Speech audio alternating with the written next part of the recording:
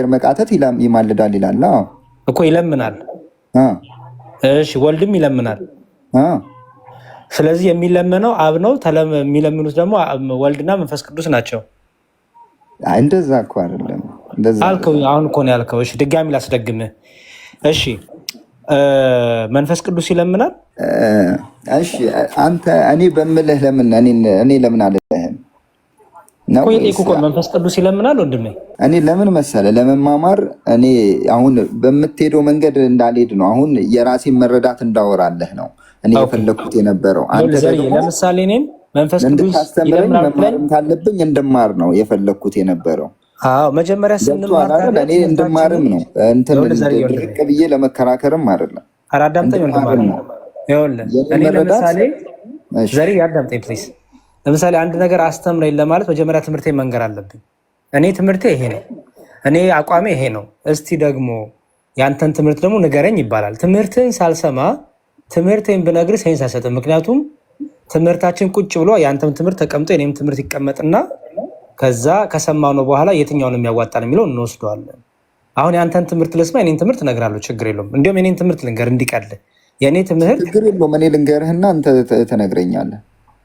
እሺ ንገረኝ እኮ እኔ እነግርሃለሁ እኮ አንተ ጥያቄና መልስ ስለምታደርገው ነው እንጂ እንደዚህ ከሰማኸኝ እኔ እነግርህና ያንተን ትምህርት ደግሞ ሰማሃለሁ። እሺ ጥያቄና መልስ ያደረኩበትን ምክንያት ልንገርህ። ምክንያቱም ጥያቄና መልስ ያደረኩበት ምክንያት አንደኛ ፕሪሳይስ የሆነ ነገር እናገኛለን፣ ሰዓትም እንቆጥባለን። ምጥን እጥር ያለች ነገር አላማችን እናስቀምጣለን። አንዳንዴ ዝም ብለን ስንዞር ትክክለኛውን ነገር ሳንናገር እናልፈዋለን። እና ለምሳሌ አሁን እኔም ብጠይቀኝ መንፈስ ቅዱስ ይለምናል አይለምንም እልሃለሁ። ኢየሱስ ክርስቶስ ይለምናል አይለምንም እልሃለሁ። አየህ፣ ከዛ በኋላ አስረዳኝ እንስተኝ ደግሞ አስረዳሃለሁ። አሁን አቋምን አስቀምጥልኝ። መንፈስ ቅዱስ ይለምናል? በጣም ጎበዝ። እሺ ወልድ ይለምናል? ስለዚህ ወልድና መንፈስ ቅዱስ አሁን ላይ በዚህ ሰዓት አብን ይለምናሉ። እሺ ወልድና መንፈስ ቅዱስ አሁን ላይ አብን ይለምኑታል? እኔ አላልኩም እንደዛ። እሺ ድጋሚ ላስደግምህ። መንፈስ ቅዱስ ይለምናል? እግዚአብሔርም ይለምናል እኮ ለሌላ ሶስተኛ አልጨምርም።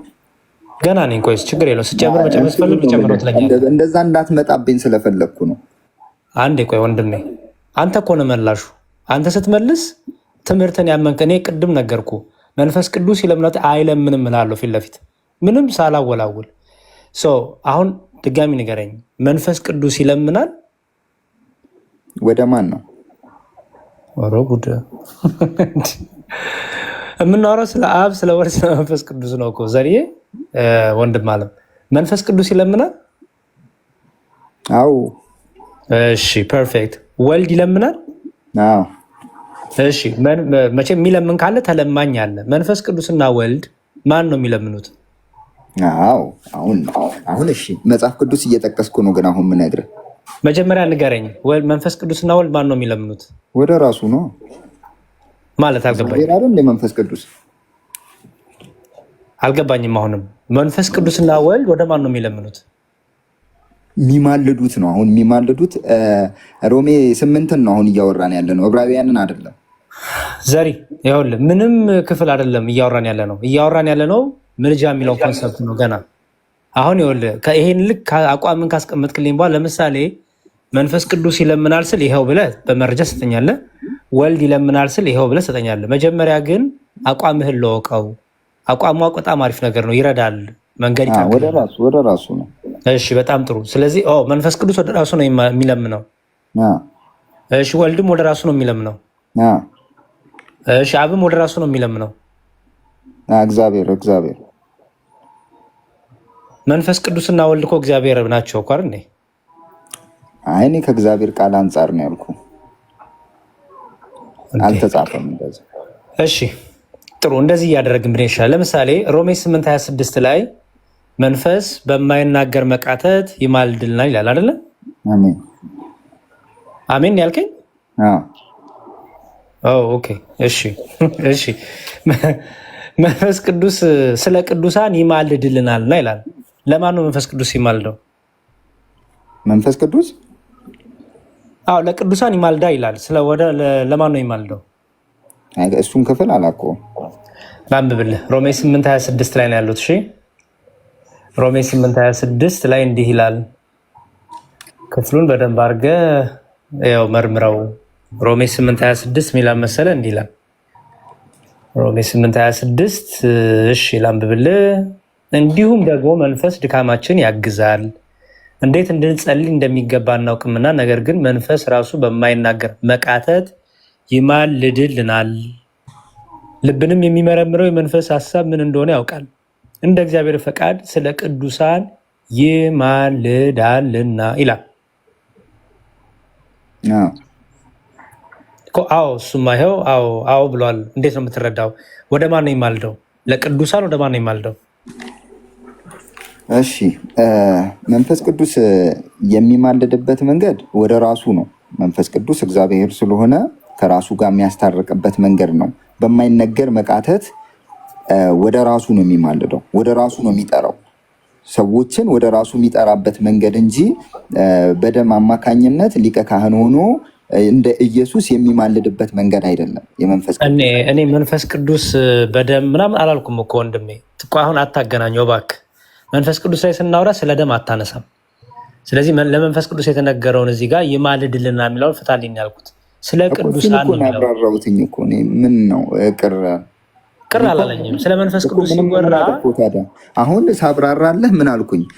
መንፈስ ቅዱስ የሚያማልድበት መንገድ ወደ ራሱ በማይነገር መቃተት ነው። እኛ ሳንነግረው አማልድልን ሳንለው በማይነገር መቃተት ራሱ ይማልድልናል። መቃተት ማለት ነው። መቃተት ማለት እንትን ማለት ነው። ምን ማለት ነው? ምንድነው? ቃላቱ አማርኛ ስለሆነ መቃተቱን ራሱ ብናስቀምጠው ደስ ይላል። ቃተተ ሲባል ማለት ነው አንድ ሰው እኮ ቃተተ ማለት ይወት መጨነቅ ምናምን አይነት ነገር ተጨንቆ እንትን ማለት የሆነ እንዴት ነው? እኔ ቃላቱን እኮ እኔ ከዚህ ሌላ ማጣመሙን ስላልፈለኩት ነው። ቃል በቃል ማን ስለማጣመም አወራ? ኧረ ተው ዘርዬ ተው፣ ልብ ንጹህ አድርግ። ማን ስለማጣመም አወራ? መቃተት የሚለውን ቃሉ ምን ማለት እኮ ነው ያልኩ። ለምንድን ነው ንጹህ ፖዘቲቭ ሆነ የማታወራው? አሁን ማጣመም አናወራ ትቸገራለህ እኮ እንደዚህ ከሆንክ። እውነቱን ለመናገር ውስጥ የሆነ ነገር እያሰበ እንዲህ ሊሆን ነው ካልሆነ ትቸገራለህ። ፎከስ ማድረግ አትችልም። ኦኬ እንመለስ። መቃተት ለምሳሌ አንድ ሰው ቃተተ ሲባል ስቃይን ያሳያል፣ ጭንቀትን ያሳያል አይደለ? መጮህን ያሳያል፣ ልመናን ያሳያል አይደል?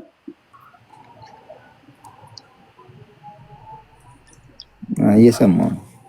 እሺ ስለዚህ መንፈስ ቅዱስ ይጨነቃል ማለት ነው። እየተጨነቀ ይለምናል ማለት ነው ይላል። እኔ ይጨነቃል አላልኩም፣ ግን ቃተተ ይላል በለዋ። ታዲያ ቀጥታ ካለ መቃተት ማለት ነው። መቃተት ካለ ያው ይላል ነው። ምን ይላል? ይቃተታል ነው። ምን ይጨነቃል? ይጨነቃል። አንተ እኮ ነው የፈተው፣ እኔ ስላላወቅኩት ነው የተውኩት። ዝም ብለህ ነው ይቃታል የሚለውን በቃ ኦኬ፣ እሺ፣ መልካም ይሁን፣ ጥሩ ይሁን። ለወንድሜ ሮሜ 8:26 ላይ የኔን እይታ ላስቀምጥልህ። ኦኬ አሁን እዚህ ጋር መንፈስ ቅዱስ ይለምናል እየተባለ ነው። እዚህ ጋር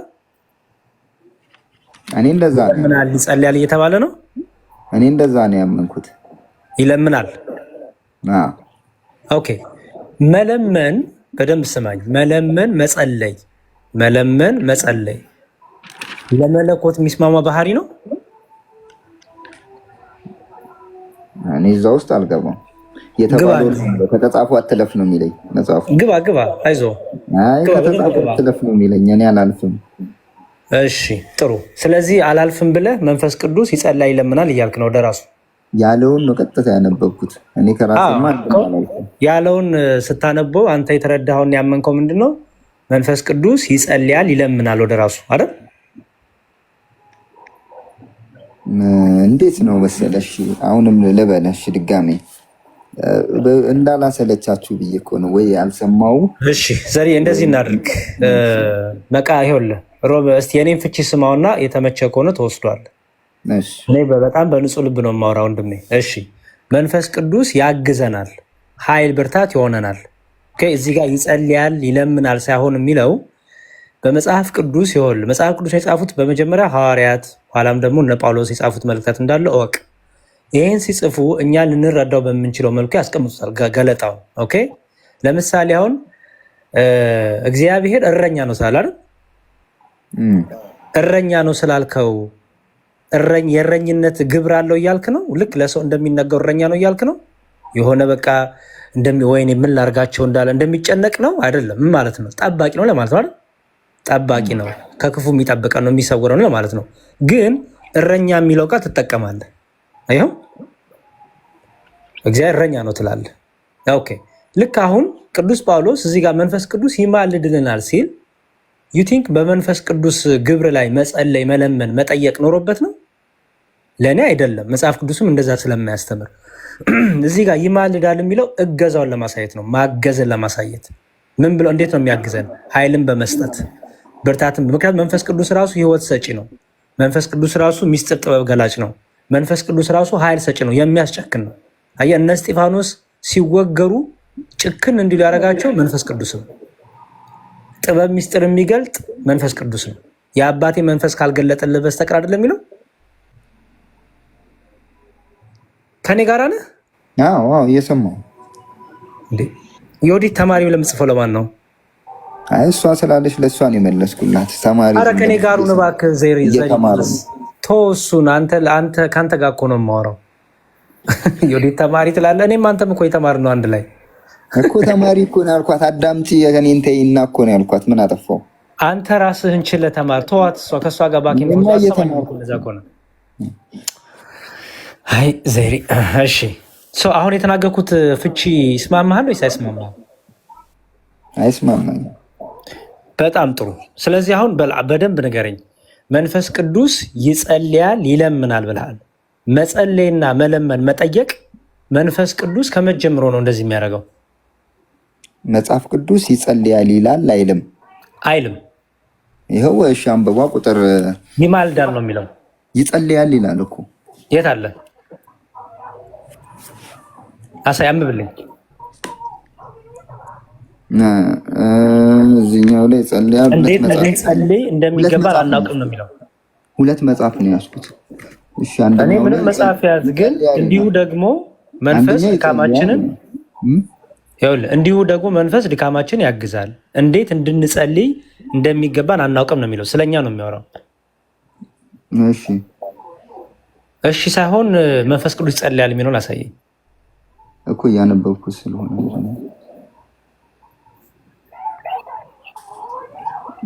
እንዲሁም እንድንጸልይ እንደሚገባ ቅዱሳንም ድካማችንን ይረዳናል። በካለም ይጸልያል ይላል እዚህ እኔ ያስኩት መጽሐፍ። እሺ ቪዲዮን ክፈት አንዴ። ቪዲዮ እንትን የለውም፣ እኔ ትንሽ ነው። ምን የለውም? ፎሎሬ ትንሽ ነው። እሺ የትኛው መጽሐፍ ነው የምታነበው? የስንት ዓመተ ምህረቱ? ይሄ አዲስ መደበኛ ትርጉም ይላል። አዲስ መደበኛ ትርጉም የምታነበው? እሱኛውን እያየሁት። እሺ ቆይ እኔ ጋርም አለ ላውጣው። ይጸልያል፣ እሱ ነው ይጸልያል የሚልህ? ያው ይላል ቁጥር 26 መጨረሻዋ ላይ ስለኛ ይጸልያል ይላል። ስለኛ ይጸልያል። ኦኬ እሺ አንዴ ቆይ ላውጣው ነው አለ። ወደ ማን እንደምትጸልይ እንግዲህ ጸሎት ማለት ልመና፣ ጥየቃ ማለት ነው። ለዛ ብዬ ነው። አዎ ይሁን። እሺ ገለው። እሺ ሮሜ 8:26 አዲሱ መደበኛ ትርጉም ነው የምጠቀመው። ጥሩ። አዲሱ መደበኛ ትርጉማ ብዙ ችግር ውስጥ ነው የሚከትህ። እሺ እንዲህ ይላል አዲሱ መደበኛ ትርጉም። ቪዲዮ ይልክፈትና ላሳየህ።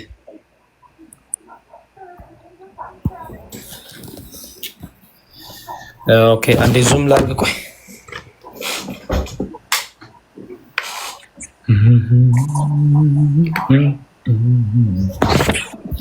እሺ ታያ ብያ ምን አለው። እንዲሁም ደግሞ ያው ታያህ መንፈስ በድካማችን ያግዘናል። እንዴት መጸለይ እንደሚገባን አናውቅም። መንፈስ ግን በቃላት ሊገለጥ በማይችል መቃተት ለእኛ ይማልድልናልና ልባችንን የሚመረምረው እርሱ የመንፈስ ሀሳብ ያውቃል። ምክንያቱም መንፈስ እንደ እግዚአብሔር ፍቃድ ለቅዱሳን ይማልዳልና ነው የሚለው። የታለ ይጸልያል የሚለው? የኔ መጽሐፍ ይላል ግን ይጸልያል ይላል። እንዴት ልላክልህ? እንዴት ላሳየህ? ይኸው ለአዲሱ መደበኛ ትርጉም ነው ያዝኩት። ያው እሺ ዓመተ ምህረቱ ከማጥኛ ጽሑፍ ጋር አዲሱ መደበኛ ትርጉም 62 ዓመተ ምህረት 90 ነው የሚለው። ይሄ ያንተ ስንት ነው? 90 ነው የሚለው። ይሄ በቅርቡ የታተመው ይሄ 90 ነው። 90 ነው የሚለው። ለእስቲ ቆይ ምን ስንት ነው ፎሎወር? 580 ትችላለህ እኮ ነው የማትችለው? እሺ ይቻላል። ቪዲዮ ካሜራን ክፈትና ሴቭ በለው። እሺ እኔ ገብቼም ስለማላውቅ ነው። እሺ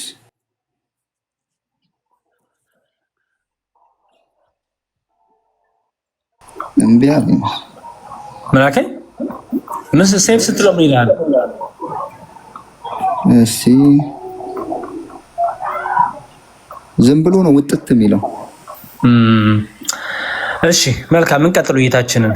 እስቲ መንፈስ ቅዱስ ይጸልያል ይለምናል ስትል መጸለይ መለመን ለመንፈስ ቅዱስም የመንፈስ ቅዱስ ስራ ነው ያልክበትን ምክንያት አስረዳኝ ፕሊስ። ለመንፈስ ቅዱስ ላይ ስቲክ አድርገህ ምክንያቱም አዲሱ መደበኛ ትርጉም ራሱ ይኸው አዲሱ መደበኛ ትርጉም ነው የማነብልህ። ምን ብለው ነው የሚያስቀምጠው? ነው የሚለው ግን ያንተ እንትቆዳውም ሌላ አይነት ነው። ይሄ ጥቁር ነው 1990 ዓመት 1980 ነው የሚለው 1980። አዎ እንግዲህ ብዙ አይነት መጽሐፍ ቅዱስ ስለሚታተም በዚህ በባይብሊካ በፕሮቴስታንቶቹ እንትን አሮ ነው እንዴት እንደምታደርገው እንግዲህ አላውቅም፣ ግን እንደዚህ ይላል። ይኸውልህ እንዲያውም ማጥኛ ጽሑፍ አለው ይሄና ማጥኛው ለምን ይላል መሰለ? እንዲሁም ደግሞ ተስፋ ክርስቲያን በመከራ ጊዜ ጸንቶ እንደሚያቆመው ሁሉ መንፈስ ቅዱስም ደግሞ እንዲጸልይ ያግዘዋል። በቃል ሊገለጥ በማይችል መቃተት በቁጥር 23 ላይ ለክርስቲያን እንደሚቃተት ተገልጿል። እዚህ ላይ የተገለጸው ግን የመንፈስ ቅዱስ መቃተት ነው። እዚህ ላይ ከአንደበት ያልወጣ ሀሳብን ለማሳየት ይሁን ወይም በሰው ቋንቋ ሊገልጥ የማይቻል ቃልን ለማመልከት ነው። ሀሳቡ ግልጥ አይደለም ይላል። የቁጥር 27 ሀሳብ በሰው ቋንቋ ሊገለጥ የማይቻል ወደሚለው ቢያዘነብልም ትክክለኛው ግን የመጀመሪያው ሊሆን ይችላል። በመንፈስ ቅዱስና በእግዚአብሔር አብ መካከል ቅርብ ግንኙነት ስላለ መንፈስ ቅዱስ ድምፅ በማሰማት መጸለይ አያስፈልገውም ይላል። እግዚአብሔር አብ እያንዳንዱ የመንፈስ ቅዱስ ሀሳብ ያውቃልና እያለ ያስቀምጣል። ይህ አዲሱ መደበኛ ትርጉም የአንተው የፕሮቴስታንቱ መጽሐፍ መጸለይ አያስፈልገውም ብሎ ያስቀምጣል። አይጸልይም ብሎ ያስቀምጣል። ራሱ እግዚአብሔር ነውና እገዛውን ለማሳየት ነው እንጂ ይማልዳል የተባለው መጸለይ ማለት አይደለም፣ መለመን ማለት አይደለም ብሎ ያስቀምጠዋል። ትቀበለዋለህ ይህን ትርጉም? አስቀምጡ። እኔ አላውቀውም። እሱንም እንዴት ምን አሁን እኮ ልትጋጭ ነው ከአንተ የፕሮቴስታንት ሊቃውንቶች ጋር ልትጋጭ ነው። አይ እኔ እነሱ ጋር ሳይሆን እኔ አሁን የራሴን መረዳት ስለሆነ ይሄ መጽሐፍ ባይዘዌ ከማብራሪያ ጋር የተቀመጠው ኮመንተሪ ሰጥተውበታል። የፕሮቴስታንት ሊቃውንቶች አባቶች እነ ዶክተር ተስፋዬ ሮቤልም ሳይቀሩ እዚህ ትርጓሜው ላይ ተሳትፈውበታል። ይህን ፍቹን በመፍታት ማለት ነው። እና መማለድ የሚለው መጸለይ መለመን አይደለም ብሎ ነው የፈቱት። ለመንፈስ ቅዱስ እገዛውን ለማሳየት ነው እንጂ እሱማ እግዚአብሔር ነው፣ በእርሱ ዘንድ መጸለይ የለበትም አያስፈልገውም ይላል። አዎ እኔ ለምን መሰል ቅድም መጀመሪያ ያነበብከው መጽሐፍ ላይ ራሱ በማይነገር መቃተት ይማልድልናል ሲል የማይነገር መቃተት አንተ ሳትነግረው እሱ እንትን ሳይል ራሱ አብ ራሱን ሰዎችን በሚሰብበት መንገድ መንፈስ ቅዱስም ወደ ራሱ የሚሰብበት መንገድ ነው ብዬ ነው ያሰብኩት። ለምን ይማልዳል ሲል ኢየሱስንም ይማልዳል አለ ሮሜ ላይ፣ እግዚአብሔርንም ይማልዳል አለ። ከራሱ ጋር የማስታረቅን ስራ በእንደዛ መልኩ ነው የሚሄደውን ነው የኔ ትርጉም ያስኩት የተቀበልኩት በእንደዛ አይነት አመለካከት ነው። እሱ ያንተ ትርጉም ነው። አየህ መጽሐፍ ቅዱስ ደግሞ እኔም ቀጥታውን የተረዳሁት ልነግርህ እኮ ነው ወንድሜ። መጽሐፍ ቅዱስን ሁሉም ሰው የራሱ መርዳት ሊያስቀምጥ ይችላል። ማነው ትክክል የሚለውን ታዲያ በምን ልትመዝነው ነው? መጽሐፉንማ ጠቅሶ እኮ አንተም ተጋጨ እኮ ከፕሮቴስታንት ሊቃውንቶች ጋር ወንድሜ። አረ ዋናው መጽሐፍ ያኛው የ62ቱ ገባኝ። ይሄንን ከዚህ ጋርም ተጋጨህ ነው የምልህ። አዲሱ መደበኛ ትርጉም አንተ ብቻ ያስከው አይደለም። ከዛ በኋላ ድጋሚ ታትመዋል አዲሱ መደበኛ ትርጉም ተብለው፣ ይሄኛው ደግሞ ከማብራሪያ ጋር የታተመው። አሁን እኮ እነዚህም ሲያብራሩት አንተን ይጋጫሉ፣ አንተም ስትፈታው በራስህ ከነዚህ ጋር ትጋጫለህ። አሁን ትክክል የሆነውን ታዲያ በምን እንወቅ? ዘሪ 62ቱ ላይ አንመጣም። ይገባሃል? ትርጉም ማለት ዘሪ ይኸውልህ፣ ትርጉም ማለት ንባቡ አለ። ንባቡ ሁሉ ሲያነበዋል። ከዛ በኋላ ግን መማለድ የሚለው ለመንፈስ ቅዱስ ሲነገር ምን ማለት ነው የሚለውን እዚህ ጋር አባቶች የተረጉሙልን ትርጉም አለ። ይሄ መጽሐፍ የፕሮቴስታንት ሊቃውንት የጻፉት መጽሐፍ ነው። ኦኬ፣ መጽሐፍ ቅዱስ ማህበርም አላሳተመውም፣ በፕሮቴስታንት የታተመ ነው። እዚህ ውስጥ የፕሮቴስታንት ሊቃውንቶች ተሳትፈዋል። ምን በማድረግ በመተርጎም ይሄ ቃል ማለት ይሄ ነው። ለመንፈስ ቅዱስ ማለድ የሚለው ሲነገር መጸለይ መለመን አይደለም፣ ይልቁንም እገዛውን ለማሳየት ነው። የመንፈስ ቅዱስ እሱማ እግዚአብሔር ነው፣ በእርሱ በመንፈስ ቅዱስ መጸለይ መለመን አይገባውም፣ እገዛውን ለማሳየት ነው ነው የሚለው። ኦኬ ኤኒዌይስ ችግር የለውም። ሰው እንደዚህ እናድርግ። የመንፈስ ቅዱስን በዚህ ካየን እንግዲህ አንተ ነህ መራጩ። እሺ መንፈስ ቅዱስ የኔን ትምህርት ልንገርህ፣ አንተን ትምህርት ሰምቻለሁ፣ የሚመችን ትወስዳለህ። እኔ አንተን ትምህርት አልቀበለው፣ ምክንያቱም አንተ ባልከው የፈታ አንድም ሰው የለም። መንፈስ ቅዱስ ይማልድልናል ሲል ይጸልያል፣ ይጠይቃል፣ ይለምናል ማለት አይደለም። ቅድም እንዳልኩ ነው። እግዚአብሔር እረኛ ነው ሲባል እኔና አንተ ልክ እንዳለ እረኝነት የሚነገር አይደለም። የሚያሳየው እግዚአብሔርን ዘላለማዊ ጥበቃውን፣ አባትነቱን፣ ፍቅሩን፣ ቸርነቱን፣ ርኅራኄውን ለመግለጽ በእኛ በሰውኛ ቋንቋ እንጠቀመዋለን። እግዚአብሔር እረኛ ነው ብለን። ኦኬ ልክ እንደዛ ሁሉ እዚህ ጋር መንፈስ ቅዱስ ይማልድልናል ሲል ጳውሎስ እገዛውን ለማሳየት ነው፣ ፍቅሩን ለማሳየት ነው። የመንፈስ ቅዱስን ጥበቃ፣ ኃይል ሰጭነቱን፣ ጥበቃውን ልባችን በኃጢአት ሲደክም በንስሐ እንድንመለስ። አንድ የሚወት አርጉልት ልባችን በንስሐ እንዲመለስ ደግሞ ልባችን የሚገጽ ነው፣ የሚመክር ነው፣ ንስሐ እንድንገባ የሚያበረታታን ነው። ስለዚህ እገዛውን ለማሳየት ለእኛ ያለውን ጥልቅ ፍቅር ለማሳየት ለእኛ ያለውን ይሄ በኃጢአት ስንወድቅ በብርታት እንድንነሳ እገዛውን ለማሳየት ስለ ቅዱሳን ይማልድልናል ተባለ። ፍቅሩን እገዛውን ለማሳየት እንጂ ይጸልያል ይለምናል እየተባለ አይደለም። ይሄ የሁሉ ትምህርት ፍቺ ነው። የአንተን ትምህርት እንስማና የሚመችን ትወስዳለህ።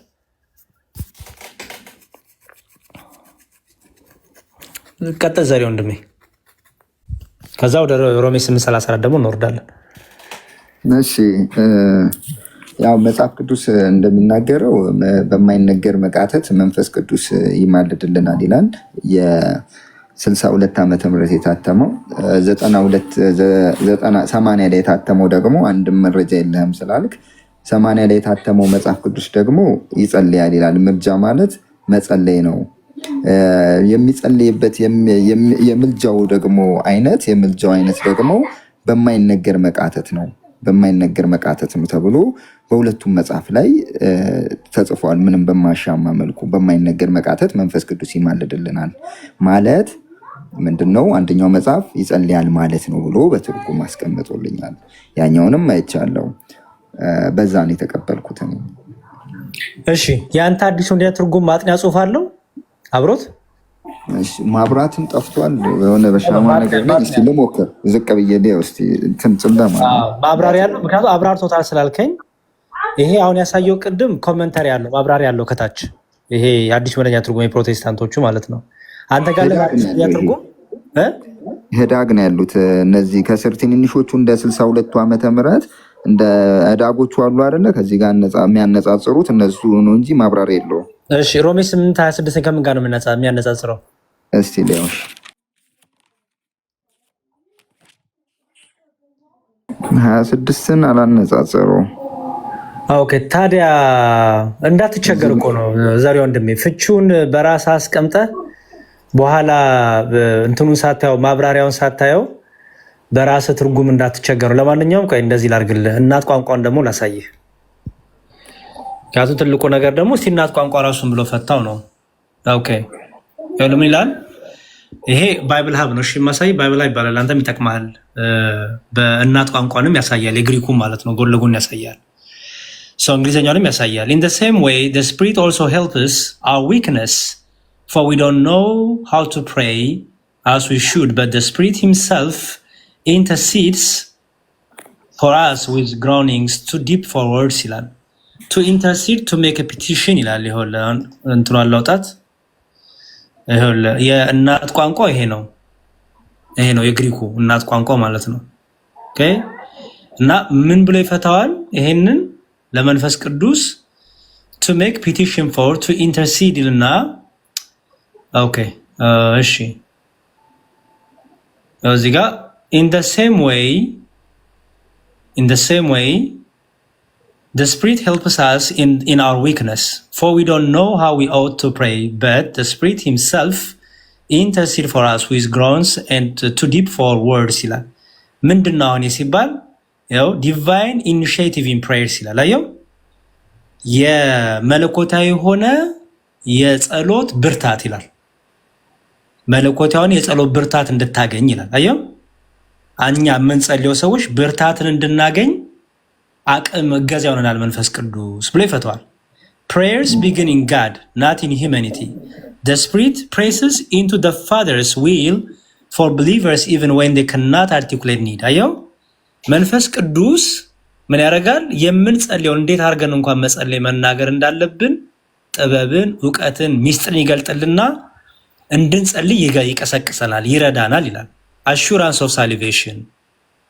አየው Trinitarian harmony. The Son intercedes at the Father right, and the Spirit intercedes with the believers. Thus, both persons work in concurrent, reflecting the Father's salvific purpose. ይላል።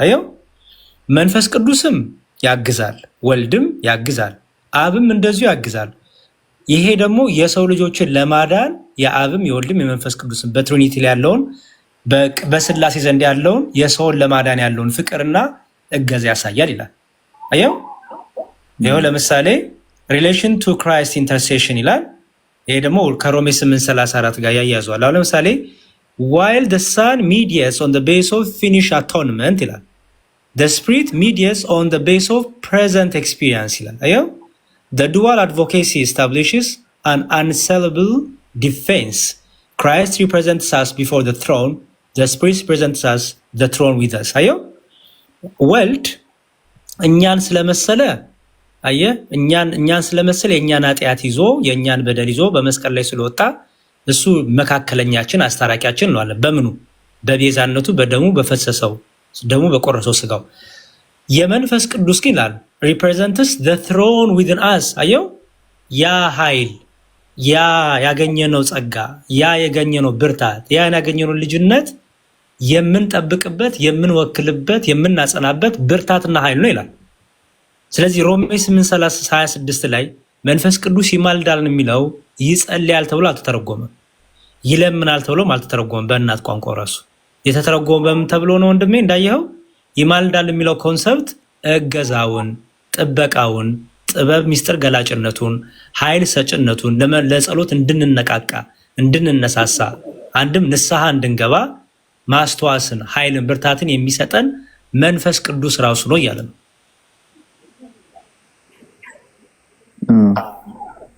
ስለዚህ እናት ቋንቋ ራሱ እንደዛ ብሎ አልፈታውም ወንድም። ቃል በቃል አንብበል እስቲ ቆይ፣ ይሄ ምን እንደሚል ማለት ነው። ምን ይላል መሰለ? ተቀራራቢ ነገር አለው፣ ግን መጨረሻ ላይ ያለው ይጸልያል የሚለው ጋር ነው ልዩነት ያለው። እንዲህ ይላል፣ እንዲሁም እንዴት መጸለይ እንደሚገባን ስለማናውቅ መንፈስ ቅዱስ በድካማችን ጊዜ ይረዳናል ይላል። በቃል ሊገለጥ በማይችል መቃተት ስለ እኛ ይጸልያል። ፈጽሞ ትክክል አይደለም። እኔ አሁን ይኸውልህ የፕሮቴስታንቶቹንም ፍቻ አሳየውክ፣ ይማልዳል የሚለው እንዴት እንደፈቱት በአዲሱ ትርጉም፣ እናት ቋንቋንም እንዴት እንደተፈታ አሳየውክ። አየው። ስለዚህ አሁን እንግዲህ ምርጫው የሚሆነው አንተ ነው። መንፈስ ቅዱስ ይጸልያል ማለት አይደለም፣ ወደ ማንም አይጸልይም። መንፈስ ቅዱስ እገዛውን ለማሳየት ነው ይማልዳል የተባለው እንጂ ይጸልያል፣ ይጠይቃል፣ ይለምናል፣ በመንፈስ ቅዱስ ዘንድ መጸለይ፣ መለመን፣ መጠየቅ አለ የሚል ሀሳብ የለውም።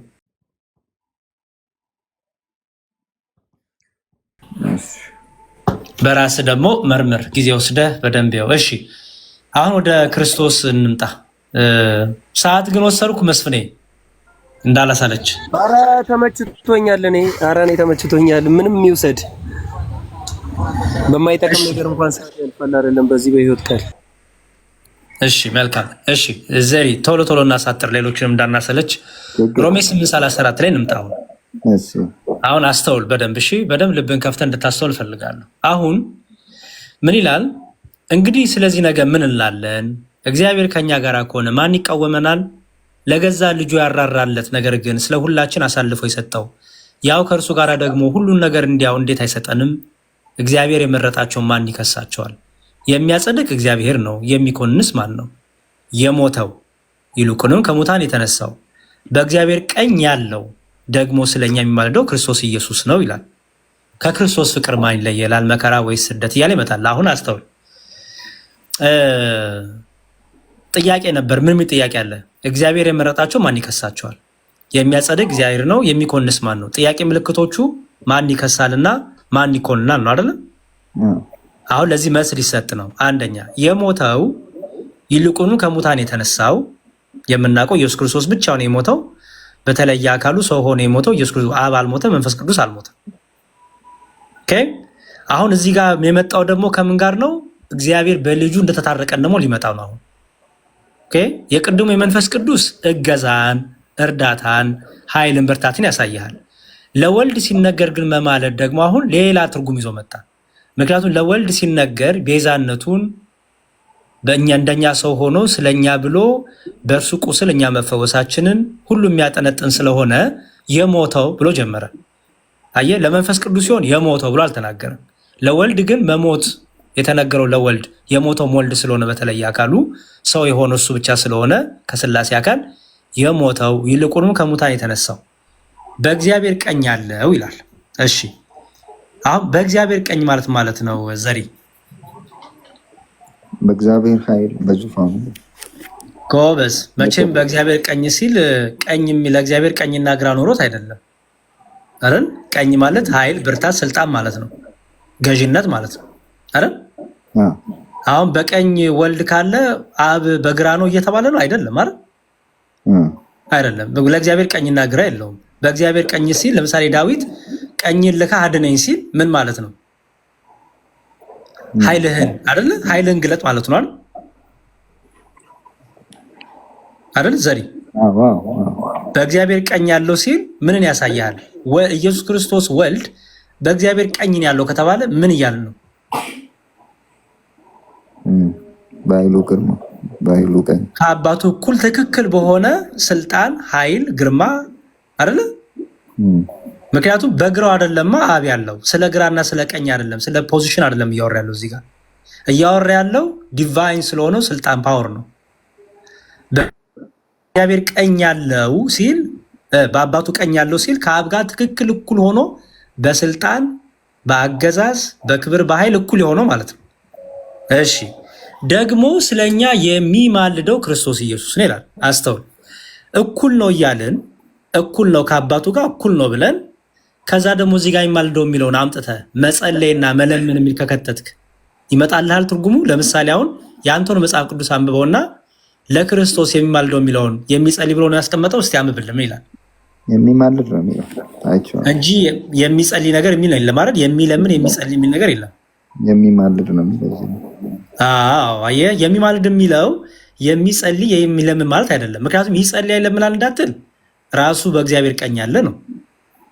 ታዲያ የሚማልደው ማለት ነው ሲባል ስለምን እያወራ ይመስላል? እዚህ ጋር እሺ፣ ስለሚማልደው ላውራ ወይስ? አዎ በዚህ ክፍል የሚማልደው ሲል ሮሜ 8:34 ላይ የሚማልደው ሲል በዚህ ክፍል ላይ አውዳዊ ፍቺ ስጠኝ። ምን እያለ ነው? ይማልዳል ማለት ያው ያስታርቃል ነው። ክርስቶስ የማለደው ክርስቶስ ማለደ ስንል ምን ሆነ? ምን አረገ እያልን ነው? ጸለየ፣ ለመነ እያልን ነው። እንደዛ እያልን ነው። ከአባቱ ጋር ማለደ ስንል ጸለየ፣ ለመነ እያልን ነው። አዎ። እሺ በአብ ቀኝ ሆኖ ነው ከአብ ጋር እኩል ትክክል ሆኖ አብን የሚለምነው? ምክንያቱም በስልጣን እኮ እኩል ነው አለን። አሁን የኔ እንድትረዳኝ ማለት ነው። እኔ የምፈልገው የኔ መረዳት ኢየሱስ ብለን ስናወራ ፍጹም ሰው ፍጹም አምላክነቱ አለ። አሁን ግንም እያወራ ያለው ትኩረት የምሰጠው ሰውነቱ ላይ ነው፣ አምላክነቱ ላይ አይደለም እያወራ ያለው። እንደዛ አይቻልም ማዘሪ። እኔ ደግሞ ክርስቲያን ነኝ። ኢየሱስ ክርስቶስን ይሄን ስጋው አደረገ ይሄን መለኮቱ አደረገ ብዬ የምከፍል ሰው አይደለሁም። ስለ ክርስቶስ ሳወራ ስለ አንዱ ክርስቶስ ነው የማወራው። ለምሳሌ እስቲ ቆይ ዘሪ አንድ ጠይቅ። ኢየሱስ የክርስቶስ ደም ከኃጢአቱ ሊያነጻናል ብለህ ታምናለህ አታምንም? ይላል። አምናለሁ። ለምን? እሺ ደም ከኃጢአቱ ሊያነጻል። ደም የሚለው ስለ ሰውነቱ ነው ስለ መለኮቱ ነው? ደም ስለ ሰውነቱ ነው። እና ስለ ሰውነት ብቻ ኃጢአትን ይቅር ይላል? ደም አዎ፣ ሰውነት ብቻ ኃጢአትን ይቅር ይላል? ሰውነት ብቻ ደም ብቻ ኃጢአትን ይቅር ይላል? አዎ። የአንተ ደም ይቅር ይላል? አይ የኔ አይደለም የሱ ነው እንጂ። የክርስቶስ ደም ይቅር የሚለው ለምንድን ነው? ያው አዳኝ ስለሆነ ነው። በደም ነው ወደ ቅድስትን መግባት የተቻለ። ዘሪ እሱን አልጠየቅኩም። ኧረ እባክህ የክርስቶስ ደም አዳኝ ነው ስንል ምን እየተናገርን ይመስልሃል? ሰው ብቻ አይደለም እያልን አይመስልህም? ምክንያቱም ደም በባህሪው አዳኝ አይደለማ። ዘሪ ወንድሜ ደም ኦኬ፣ መለኮት ደም አለው በባህሪው ሰው ሆኗል። ያው መለኮትማ ደም የለውም። በጣም ጥሩ። ስለዚህ መለኮት የተዋሃደው ደም ስለሆነ አምላክ ገንዘብ ያደረገው ደም ስለሆነ አዳኝ ተብሎ ኃጢአት ይቅር ባይለት ነው ተነገረታል። ለደም ኦኬ። የኢየሱስ ክርስቶስ ደም ስንል መለኮት የተዋሃደው አምላክ ገንዘብ ያደረገው ደም እያልን ነው ወይስ አይደለም? መለኮት የተዋሃደው እሺ፣ በዚህ ደግሞ ልሞክርህ። አይ ቲንክ ስጋዊን በደንብ አድርገን ማጥናት አለብን። እኔ እናንተ ቁጭ ብለን እግዚአብሔር ከፈቀደልን። ለምሳሌ ቆላሴስ 2:9 ላይ እንዲላል ያው ቆላሴስ 2:9 ይላል በእርሱ የመለኮት ሙላት ሁሉ በሰውነት ተገልጦ ይኖራል ይላል። ያው በእርሱ የመለኮት ሙላት ሁሉ በሰውነት ተገልጦ ይኖራል። የክርስቶስ ሰውነት ወይም ሰው መሆን መለኮት የሞላው መለኮት የተዋህዶ እንጂ መለኮት የተለዩ አይደለም አይደል? መለኮትም አለው። በጣም ጥሩ። ስለዚህ መለኮት የተዋህዶ ስለሆነ ምን ተባለ? የክርስቶስ ደም አዳኝ ነው ተባለ አይደል? ለምሳሌ የኔ እናንተ ደም አዳኝ አይደለም፣ ሰው ነን እኮ አይደል? ሰው ነው። የኔ እናንተ ደም ግን ኃጢአት ይቅር ይላል አይደል? ለምንድን ነው ይቅር የማይለው? ምን ስለሆነ ነው? ኃጢአት የሰው ደም ብቻ ስለሆነ። የክርስቶስ ደም ግን ይቅር ባይ ነው የተባለለት ለምን ይመስላል? በዚህ አሁን የቆላሴስ ላይ ይረዳሃል። እንዲሁም የክርስቶስ ደም ኃጢአትን ይቅር ባይ ነው የተባለለት ለምን ይመስላል?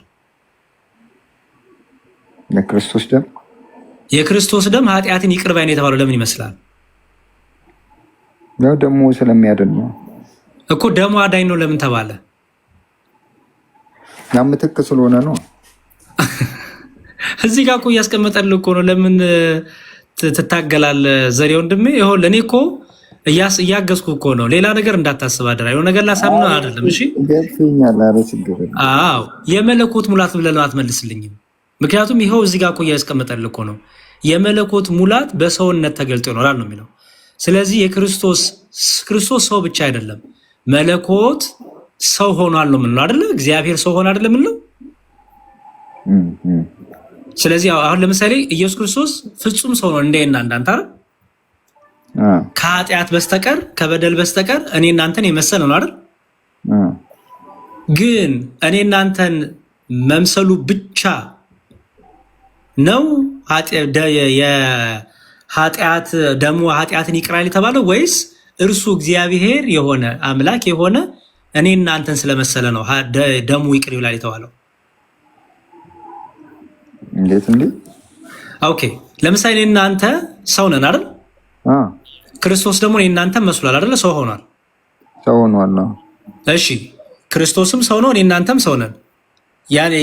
ያንተ ደም ያድናል? የኔ አይደል? ያንተ ደም ኃጢአት ይቅር ይላል አይልም? ሰው ነህ አይደል? አዎ። ኢየሱስ ክርስቶስ ሰው ነው። አዎ። የክርስቶስ ደም ግን ኃጢአት ይቅር ይላል ያድናል አይደል? አዎ።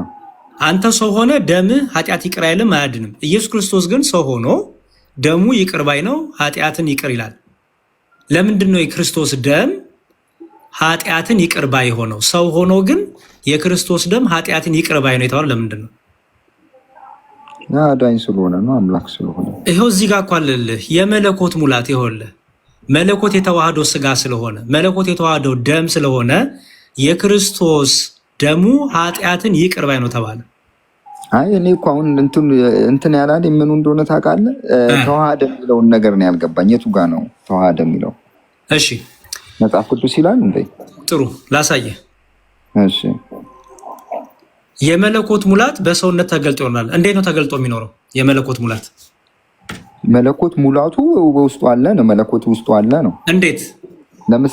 ለምሳሌ እኔ ቃሌን ብትወዱ እኔና ለአባቴ በእናንተ ውስጥ እንኖራለን ይላል። በእኔ ውስጥ አለ። እኔ ስለሱ አልጠየኩም። የጠየኩ ስለ ክርስቶስ ሰው መሆን ነው። ምሳሌ ነው ያስቀመጥኩት። አይ እሱ አይሆንም። እሱ የሚያሳየው በእኔና አብ በእናንተ ውስጥ እንኖራለን ሲል እኛ አብን ሆንን ወደ አብነት ተለወጥን ወደ ወልድ ተለወጥን ማለት አይደለም። አሁን እኔ ጠየቅኩ ያለሁት ኢየሱስ ክርስቶስ ሰው ሆኗል ስትል ቃል ስጋ ሆነ እያልክ ነው አይደል? ቃል ስጋ ሆነ። አዎ ቃል ስጋ ሆነ በምንድን ነው? እንዴት ነው? በመቀላቀል ነው አይደለም? በምንድን ነው? እንደዚሁ በቃል ነው። ቃሉ ነው ስጋ የሆነው እኮ። እንዴት? ዮሐንስን ላንበበው ወይስ እንዴት ነው? እንዴት እንደሆነ ላንበበው። ቃልም ስጋ ሆነ ይላል ብዬ ነው እኮ። ሰውና መለኮት ተቀላቅሎ ነው? ኧረ አልተቀላቀለም። እሺ ሰውና መለኮት ተቃይረው ነው? ኧረ እንደዛ የሚባል የለም። እሺ ለምሳሌ ቃል ስጋ ሲሆን ቃልነቱ ጠፍቷል? አልጠፋም። እሺ ስጋ ቃል ደግሞ ከቃል ጋር ሲሆን ስጋነቱ ጠፍቷል? አልጠፋም። እሺ ሰው ምንድን ነው የሆነው ታዲያ? ቃል ስጋ ሲሆን እንዴት ነው ቃል ስጋ የሆነው? ያ ቃል የነበረው መጀመሪያ የነበረው ልጅ አልነበር? በአባቱ እቅፍ የነበረው አንድ ልጅ አልነበረ? ልጅ ነበር መጀመሪያም። ምን ማለት ነው ልጅ ነበር መጀመሪያ ማለት? ይላላ በአንድ እቅፍ በአባቱ እቅፍ ያለው አንድ ልጁ ተረከልን ይላል የለ? ምን ማለት ነው ልጁ ነበር ማለት? እኮ ልጅ ነበር ነው ያኛው ልጅ። ምን ማለት ነው ያልኩህ ዘሪ? ምን ማለት ነው? ምን ማለት ነው ማለት ልጅ ነው እያልኩ ምን ማለት ነው? እንዴት? እሺ ክርስቶስ ስንት ልደት አሉት? ክርስቶስ ስንት ልደት አሉት? ልደት ማለት ከአብ አልተወለደም? ኦኬ ልጅክ ነው እንዴ አጠገብ ያለው? ትንሽ እንትን አሞታል። አይዞህ እግዚአብሔር ይመስገን። እሺ ከአብ መወለዱ ልደቱ ነው፣ የመጀመሪያ ልደቱ ነው አይደለ? ተወለደ እያልን ነው አይደል? እሺ ሁለተኛ ልደቱ ደግሞ ከማን ነው? ይቅርታ ግን አመመኝ እያለኝ ነው። በቃ ችግር የለውም። በቃ እሺ ችግር የለውም። በሌላ ቀን አገኛለሁ ዘርዬ። እሺ እግዚአብሔር ይማርልህ። አይዞህ ልጅ ከታመማ ሀሳብም ይሰረቅባል። እግዚአብሔር ይማርልህ። እንትን እያለ በቃ ችግር የለውም። ጊዜ ስጠው። እሺ በቃ ተባረኩ። ጸጋ ይብዛላችሁ። ብዙ ተምሬያለሁ። እንትን እንላለን፣ እንማማራለን፣ እንገናኛለን። ችግር የለውም ወንድሜ። አመሰግናለሁ። ሰላም ይብዛላችሁ። አሜን አሜን። መስፍን የእግዚአብሔር ይስጥልኝ። ይቅርታ እንግዲህ በዚህ ቁጭ ያረኳችሁ ረጅም ሰዓት። ኧረ በፍጹም እኔ ትንሽ ሌላም ሰው ትንሽ አንድ ሁለት ሰው ቢያናግሩ ሰዓት ካሉት ደስ ይለኛል። ለመማር ነው እኛ የምንፈልገው።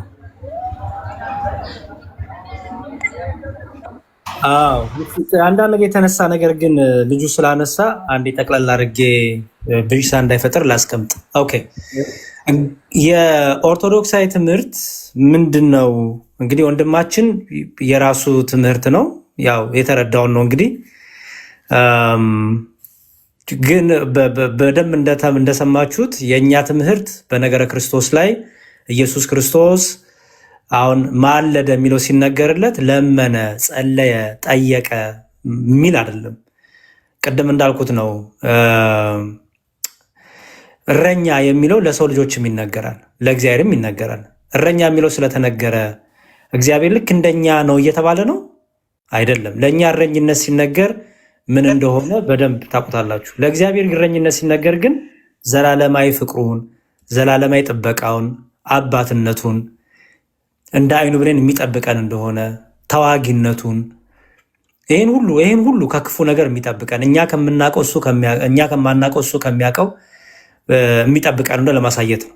ፈጣሪያችን እንደሆነ ለማሳየት ነው። ባይዘው የእግዚአብሔር እረኛ ነው ስንል ፈጣሪያችን ነው እያልን ነው። ፈጣሪ ስለሚራራ ስለሚጠብቀን። ለሰው ልጆች ግን እረኝነት ሲነገር ግን ፈጣሪ ናቸው እያልን አይደለም። በሁሉ ቦታ ተገኝቶ ይጠብቃሉ እያልንም አይደለም። አያችሁ፣ እግዚአብሔር እረኛ ነው ስንል ሁሉንም ይጠብቃል እያልን፣ ፍጥረቱን ሁሉ የሚያስታድ ነው እያልን ነው። እረኛ የሚለው ግን ለእኛም ተቀጽሏል፣ ለእግዚአብሔርም ተቀጽሏል። ስለዚህ ለእግዚአብሔር ሲነገር እንዴት ነው ብሎ መፍታት ያስፈልጋል። ሮሜ ላይ ቅዱስ ጳውሎስ መንፈስ ቅዱስንም ያማልዳል ሲል ወልድንም ያማልዳል ሲል ይለምናል፣ ይጸልያል እያለ አይደለም። ለወልድም ለመንፈስ ቅዱስም መጸለይ መለመን የሚባል ነገር አይነገርም። ወልድ በስጋ ወራት ሳለ ጸለየ፣ ለመነ ተብሏል። የጸለየው ግን ለምንድን ነው ሲባል እርሱ ጸሎት አቅርቦ መልስ የሚጠብቅ ሆኖ ነው? እኛ እንጸልያለን እንለምናለን ስንል አቅርበን ልመናችን ጸሎታችንን መልስ እንጠብቃለን። ለምን? ለራሳችን መልስ መስጠት አንችልም። እኛ ሰው ብቻ ነን። ኢየሱስ ክርስቶስ ግን እግዚአብሔር ነው እንዴ? እርሱ እግዚአብሔር እኮ ነው። እርሱ ራሱ እኮ የሚለመን ነው። እርሱ ራሱ እኮ ታራቂ ነው። እርሱን ደግሞ አስታራቂ ነው። በደንብ አስተውሉ። ለረጅም ዘመናት የተዋሸ ውሸት አለ በኦርቶዶክሳዊ ቤተክርስቲያናችን ላይ። ምን የክርስቶስን በቃ ሰውነት አይቀበሉም። ይሄ ውሸት። ይኸው ፊት ለፊት የተናገርኩኝ ነው። ኢየሱስ ክርስቶስ መካከለኛችን ነው። ኢየሱስ ክርስቶስ አስታራቂያችን ነው። በመጽሐፍ ቅዱሳችንም በኪዳናችንም በቅዳሴያችንም ሁሉ እናነሳለን እንዴ። መካከለኛውን እንሏለን እኮ፣ አስታራቂ እንሏለን እኮ፣ ቤዛ እንሏለን እኮ። ግንስ የሚምር ሊቀ ካህን መሆኑን ደግሞ አንረሳም። ሊቀ ካህን ብቻ አይደለም ክርስቶስ የሚምር ተብሎ ይነገርለታል። ሌሎቹ ሊቀ ካህን ቢባሉ የሚምሩ የሚል ስም አይሰጣቸውም። ምክንያቱም የሚምሩ አይደሉም። ሊቀ ካህን ብቻ ናቸው። ዛሴት ሊቀ ካህን ብቻ ናቸው ማለት ነው። መስዋዕት ያቀርባሉ፣ ይቆማሉ፣ ይጠብቃሉ መልስ እስኪመጣ ድረስ። ስለ ራሳቸው ማጥያት መስዋዕት ያቀርባሉ። ከዛ አቅርቦም አሁንም መልስ ይጠብቃሉ። ስለ ሕዝቡ ማጥያት መስዋዕት ያቀርባሉ፣ መልስ ይጠብቃሉ። ስለዚህ ምን ብቻ ናቸው? ሊቀ ካህን ብቻ ናቸው። ኢየሱስ ክርስቶስ ግን ምንድን ነው? የሚምር ሊቀ ካህን ነው። እኛና ፕሮቴስታንት የሚለየን መስመር ይሄ ነው። እኛ የሚምር ሊቀ ካህን ብለን እንጠራዋለን። ክርስቶስ ሊቀ ካህን ብቻ ብለን አንጠራው። ፕሮቴስታንቱ የራሳችሁን ጥሪ መጥራት ትችላላችሁ። እኛ ግን የሚምር ሊቀ ካህን አለን። ማን ይባላል? እሱም ኢየሱስ ክርስቶስ። ምን ማለት ነው? የሚምር ሊቀ ካህን። ምልጃው ማለደ የሚለው የተነገረት ለምንድን ነው? የሚምር ሊቀ ካህን የሚለው ለመናገር ነው። አለቀ እኮ ነው። ኢየሱስ ክርስቶስ ቅዱስ ማን ነው? ሮሜ 8:34 ላይ ያማልዳል ሲለው ምን እያለው ነው? የሚምር ሊቀ ካህን እያለው እኮ ነው። አያችሁ፣ ያማልዳል ብሎ ሊቀ ካህንነቱን ነገረን። ራሱ ደግሞ ክርስቶስ መሐሪም ነው። እንደ ብሉይ ኪዳን ካህናት እንደ ሌዋውያንና እንደ አሮን ምን ማድረግ አያስፈልግበትም። አቅርቦ የሚቆም አይደለም። አቅርቦ መልስ ይምጣ አይምጣ ወገቡ ላይ ገመድ ታስሮ የሚገባበት ሊቀ ካህን አይደለም ኢየሱስ ክርስቶስ። እርሱ የእግዚአብሔር ልጅ የሆነ እግዚአብሔር የሆነ ነው። በደሞ እኮ የሚለው ራሱ ታረቃችሁ እኮ ነው የሚለው። ራሱ እኮ ታራቂ ነው፣ ይቅር ባይ ነው ራሱ እኮ። ስለዚህ ምን ይባላል? የሚምር ሊቀ ካህን። በቃ ሮሜ 8:34 ባጭሩ የሚምር ሊቀ ካህን ነው የሚያሳያችሁ። ያው ራሱ መስዋዕት ነው፣ ራሱ መስዋዕት አቅራቢ ነው፣ ራሱ መስዋዕት ተቀባይ ነው፣ ራሱ አስታራቂ ነው፣ ራሱ ደግሞ ታራቂ ነው። ለምን? ከአብ እኩል ስልጣን አለው፣ ከመንፈስ ቅዱስ እኩል ስልጣን አለው። አብ ጸሎትን ይቀበላል፣ ወልድም ጸሎትን ይቀበላል፣ መንፈስ ቅዱስም ጸሎትን ይቀበላል። ለምን? በስልጣን በመለኮት በአገዛዝ አንድ አምላክ ስላለ። የአብ ሰሚነት የወልድም ናት፣ የወልድ ሰሚነት የመንፈስ ቅዱስም ናት። ስለዚህ ጸሎታችንን ለአብም ለወልድም ለመንፈስ ቅዱስም ለአንዱ መለኮት እናቀርባለን። ኢየሱስ ክርስቶስ ታዲያ እንደኛ ሰው ስለሆነ ምናችን እንለዋለን? መካከለኛችን እንለዋለን። ፍጹም ሰው ፍጹም አምላክ፣ በእግዚአብሔርና በሰው መካከል አንድ መካከለኛ አለ። እርሱም ማን ነው? ሰው የሆነው ኢየሱስ ክርስቶስ። ፕሮቴስታንት ወንድሞቻችን ይሄን ጥቅስ ጠቅሰው ጢሞቴዎስ ላይ ያለውን ይሄ አማላጅ ማለት አይደለም። ባይዘወይ እዛው እኮ ይናገራል። ሰው የሆነው ነው የሚለው በእግዚአብሔርና በሰው መካከል ምን የሆነው? ሰው የሆነው ደግሞ አንድ አለ። እሱ ማን ነው? ኢየሱስ ክርስቶስ። ስለዚህ እኛ እንደ ፕሮቴስታንቱ አማላጅ ያለ ነው አይደለም። የእናንተ አማላጅ ብቻ አይገናኝም አይልም። እኛ የሚምር ሊቀ ካህን ነው ኢየሱስ ክርስቶስ። የእናንተን የምትጠቅሱበትን አይነት ትምህርት የለንም። ኢየሱስ ክርስቶስ አማላጅ አይደለም። ኢየሱስ ክርስቶስ ግን ምንድን ነው? የሚምር ሊቀ ካህን ነው። ስለዚህ ዛሬም ድረስ ደግሞ ምን ይላል? ይቅር ይላል። ለምሳሌ እኛ በቤተክርስቲያን በአካሉ ላይ ያለ ነው ኃጢአት ብንሰራ ንስሐ ገብተን ክቡር ስጋውን ክቡር ደሙን በልተን ጠጥተን የዘላለም ሕይወትን እናገኛለን። ይኸው ክቡር ስጋውን ክቡር ደሙ ይቅሪን አይደለ? ይኸው ደሙን ክቡር ስጋውን ክቡር ደሙን እየበላን የጠጣን የዘላለም ሕይወትን እናገኛለን። ኦኬ በደሙ ዕለት ዕለት ይቅርታን እያገኘን እንሄዳለን እስከ ዓለም ፍጻሜ ድረስ። በቤተክርስቲያን ያለነው ሁሉ ደሙ አንድ ይፈሶልናል። የይቅርታ ደሙ የምህረት ደሙ አንድ ይፈሶልናል። ምን ስለሆነ? የሚምር ሊቀ ካህን ስለሆነ። ኦኬ ሌሎቹ ደግሞ ወደ ቤተክርስቲያን ቢጨመሩስ? ይሄ ደም ዕለት ዕለት ይቅር ሲላቸውም ይቅር ሲያስብላቸውም፣ እደግመዋለሁ፣ ይቅር ሲላቸውም ይቅር ሲያስብላቸውም። ለምን? ምን ስለሆነ? እሱ የሚምር ሊቀ ካህን ስለሆነ። አዎ ኢየሱስ ክርስቶስ ምን ያደርገናል? ይቅር ይለናል። ደግሞ እሱ ብቻ ይቅር አይደለም፣ አብም ይቅር ስለሚለን መንፈስ ቅዱስም ይቅር ስለሚለን ያስታርቃል። ደግሞ እንለዋለን። ታራቂም ነው አስታራቂም ነው። እንዲህ ነው የምናምነው። አለቀ። ልድገሙ። አሁንም በጣም በፕሮቴስታንት የተዋሸ ውሸት ስላለ ውሸቱን ማጥራት ስላለብኝ ነው። ኢየሱስ ክርስቶስ መሐሪ ነው፣ ቤዛ ነው፣ ይቅር ባይ ነው፣ ታራቂ ነው። ልክ እነ እስጢፋኖስ እንደጸለዩት ኢየሱስ ክርስቶስን ቀጥታ ይቅር በላቸው ብለው እንደጸለዩት እኛም በቤተክርስቲያናችን ቀጥታ ለክርስቶስ የምንጸልየው ጸርታል። ምን ብለን? እግዚኦ መሐረነ ክርስቶስ እያለን እግዚኦ መሐረነ ክርስቶስ፣ አቤቱ ኢየሱስ ክርስቶስ ሆይ፣ ጌታችን ኢየሱስ ክርስቶስ ሆይ፣ አምላካችን ኢየሱስ ክርስቶስ ሆይ ማረን፣ ይቅር በለን ብለን ቀጥታ ክርስቶስን እንለምነዋለን። ምን ስለሆነ? የሚለመን ስለሆነ፣ ይቅር ባይ ስለሆነ፣ ጸሎት ሰሚ ስለሆነ፣ ጸሎት ተቀባይ፣ ፍጥረት ሁሉ የሚለምነው ስለሆነ። ኦኬ ታዲያ የሚታረቅ እሱ ብቻ ነው አይደለም። ደግሞ አብም ይታረቃል፣ መንፈስ ቅዱስም ይታረቃል። ደግሞ ምን እንለዋለን? አስታራቂ ደግሞ እንለዋለን። ክርስቶስ ታራቂም ነው አስታራቂም ነው። የቤተክርስቲያናችን ንጹህ ትምህርት ነው። መለመን መጸለይ የሚባል ነገር በመንፈስ ቅዱስም የለም፣ በወልድም በኩል የለም። እንደዛ የሚባል ነገር የለም። ቅድም የሰማችሁት ወንድማችን አብ ወደ ወልድ ይጸልያል፣ በኋላ ላይ ደግሞ ቆየና ደግሞ ወደ ራሱም ይጸልያል። መንፈስ ቅዱስ ወደ ራሱም ይጸልያል፣ ወደ አብም ይጸልያል። እንደዚህ የተምታታ ትምህርት፣ ጥርት ያለ የነገረ ድነት ትምህርት ኦርቶዶክሳዊ ቤተክርስቲያን አለን። ስለዚህ ዛሬ ኢየሱስ ክርስቶስ ምን እያደረገ ነው? አሁን ክርስቶስ ምን እያደረገ ነው? ታራቂም ነው አስታራቂም ነው፣ ፈራጅም ነው። ባይዘወይ ምን ማለት ነው? ፈራጅም ነው ስንል በክርስቶስ ባላመኑ አሁን ተፈርዶበታል አይደለም የሚለው። በኢየሱስ ክርስቶስ ያላመኑ አሁን ተፈርዶባል ነው ፈራጁ። ፍርድን ሁሉ ለወልድ ሰጠው እንጂ አብ በአንድ ሰው እንኳን አይፈርድም ይላል። ይሄ ማለት ወልድ አይፈርድም፣ አብ አይፈርድም፣ በቃ አብ መፍረድ አቁ ማለት አይደለም እንዴ። ሲጀመር ከመለኮት ዘንድ በመለኮት ዘንድ በእግዚአብሔር ዘንድ ፍርድ የሆነ ጊዜ ላይ የሚኖር የሆነ ጊዜ ላይ የሚጠፋ የሆነ ጊዜ ላይ የሚቀመጥ ከዛ ደግሞ ጊዜ ደግሞ ትራንስፈር እንደዛ ነው እንዴ? አይደለም። እንዴት ነው መጽሐፍ ቅዱስ ሄርሜኔቲክስ የማታውቁት? አብ በአንድ አይፈርድም ሲባል በቃ አብ እኮ መፍረድ አቁም። ለመለኮት እንደዚህ አይነት ባህሪ ያለው እንዴ? የሆነ ጊዜ ላይ መፍረድ የሚችል ከዛ ደግሞ ስልጣን ሽግርግራ እንደዚህ ነው እንዴ? አይደለም። ዛሬም ድረስ እኮ ፍርድ አለ። ባላመኑት ላይ እኮ ዛሬም ፍርድ አለ። እግዚአብሔር ካልፈረደ ማን ነው የሚፈርደው ታዲያ? ፍርድ እኮ የአብም ናት፣ የወልድ ናት፣ የመንፈስ ቅዱስም ናት። ስለዚህ ኢየሱስ ክርስቶስ ዛሬ ላይ ለእኛ ለኦርቶዶክሳውያን ምንድን ነው ሲባል ታራቂም ነው አስታራቂም ነው። ምን ማለት ነው? ታራቂም ነው አስታራቂም ነው። አስታራቂም ነው ስንል ምን እያልን ነው? እርሱ ምንድን ነው? ደሙን አፈሷልና ደሙን ስላፈሰሰ ደሙ ለዘለዓለም ይቅር ይለናል።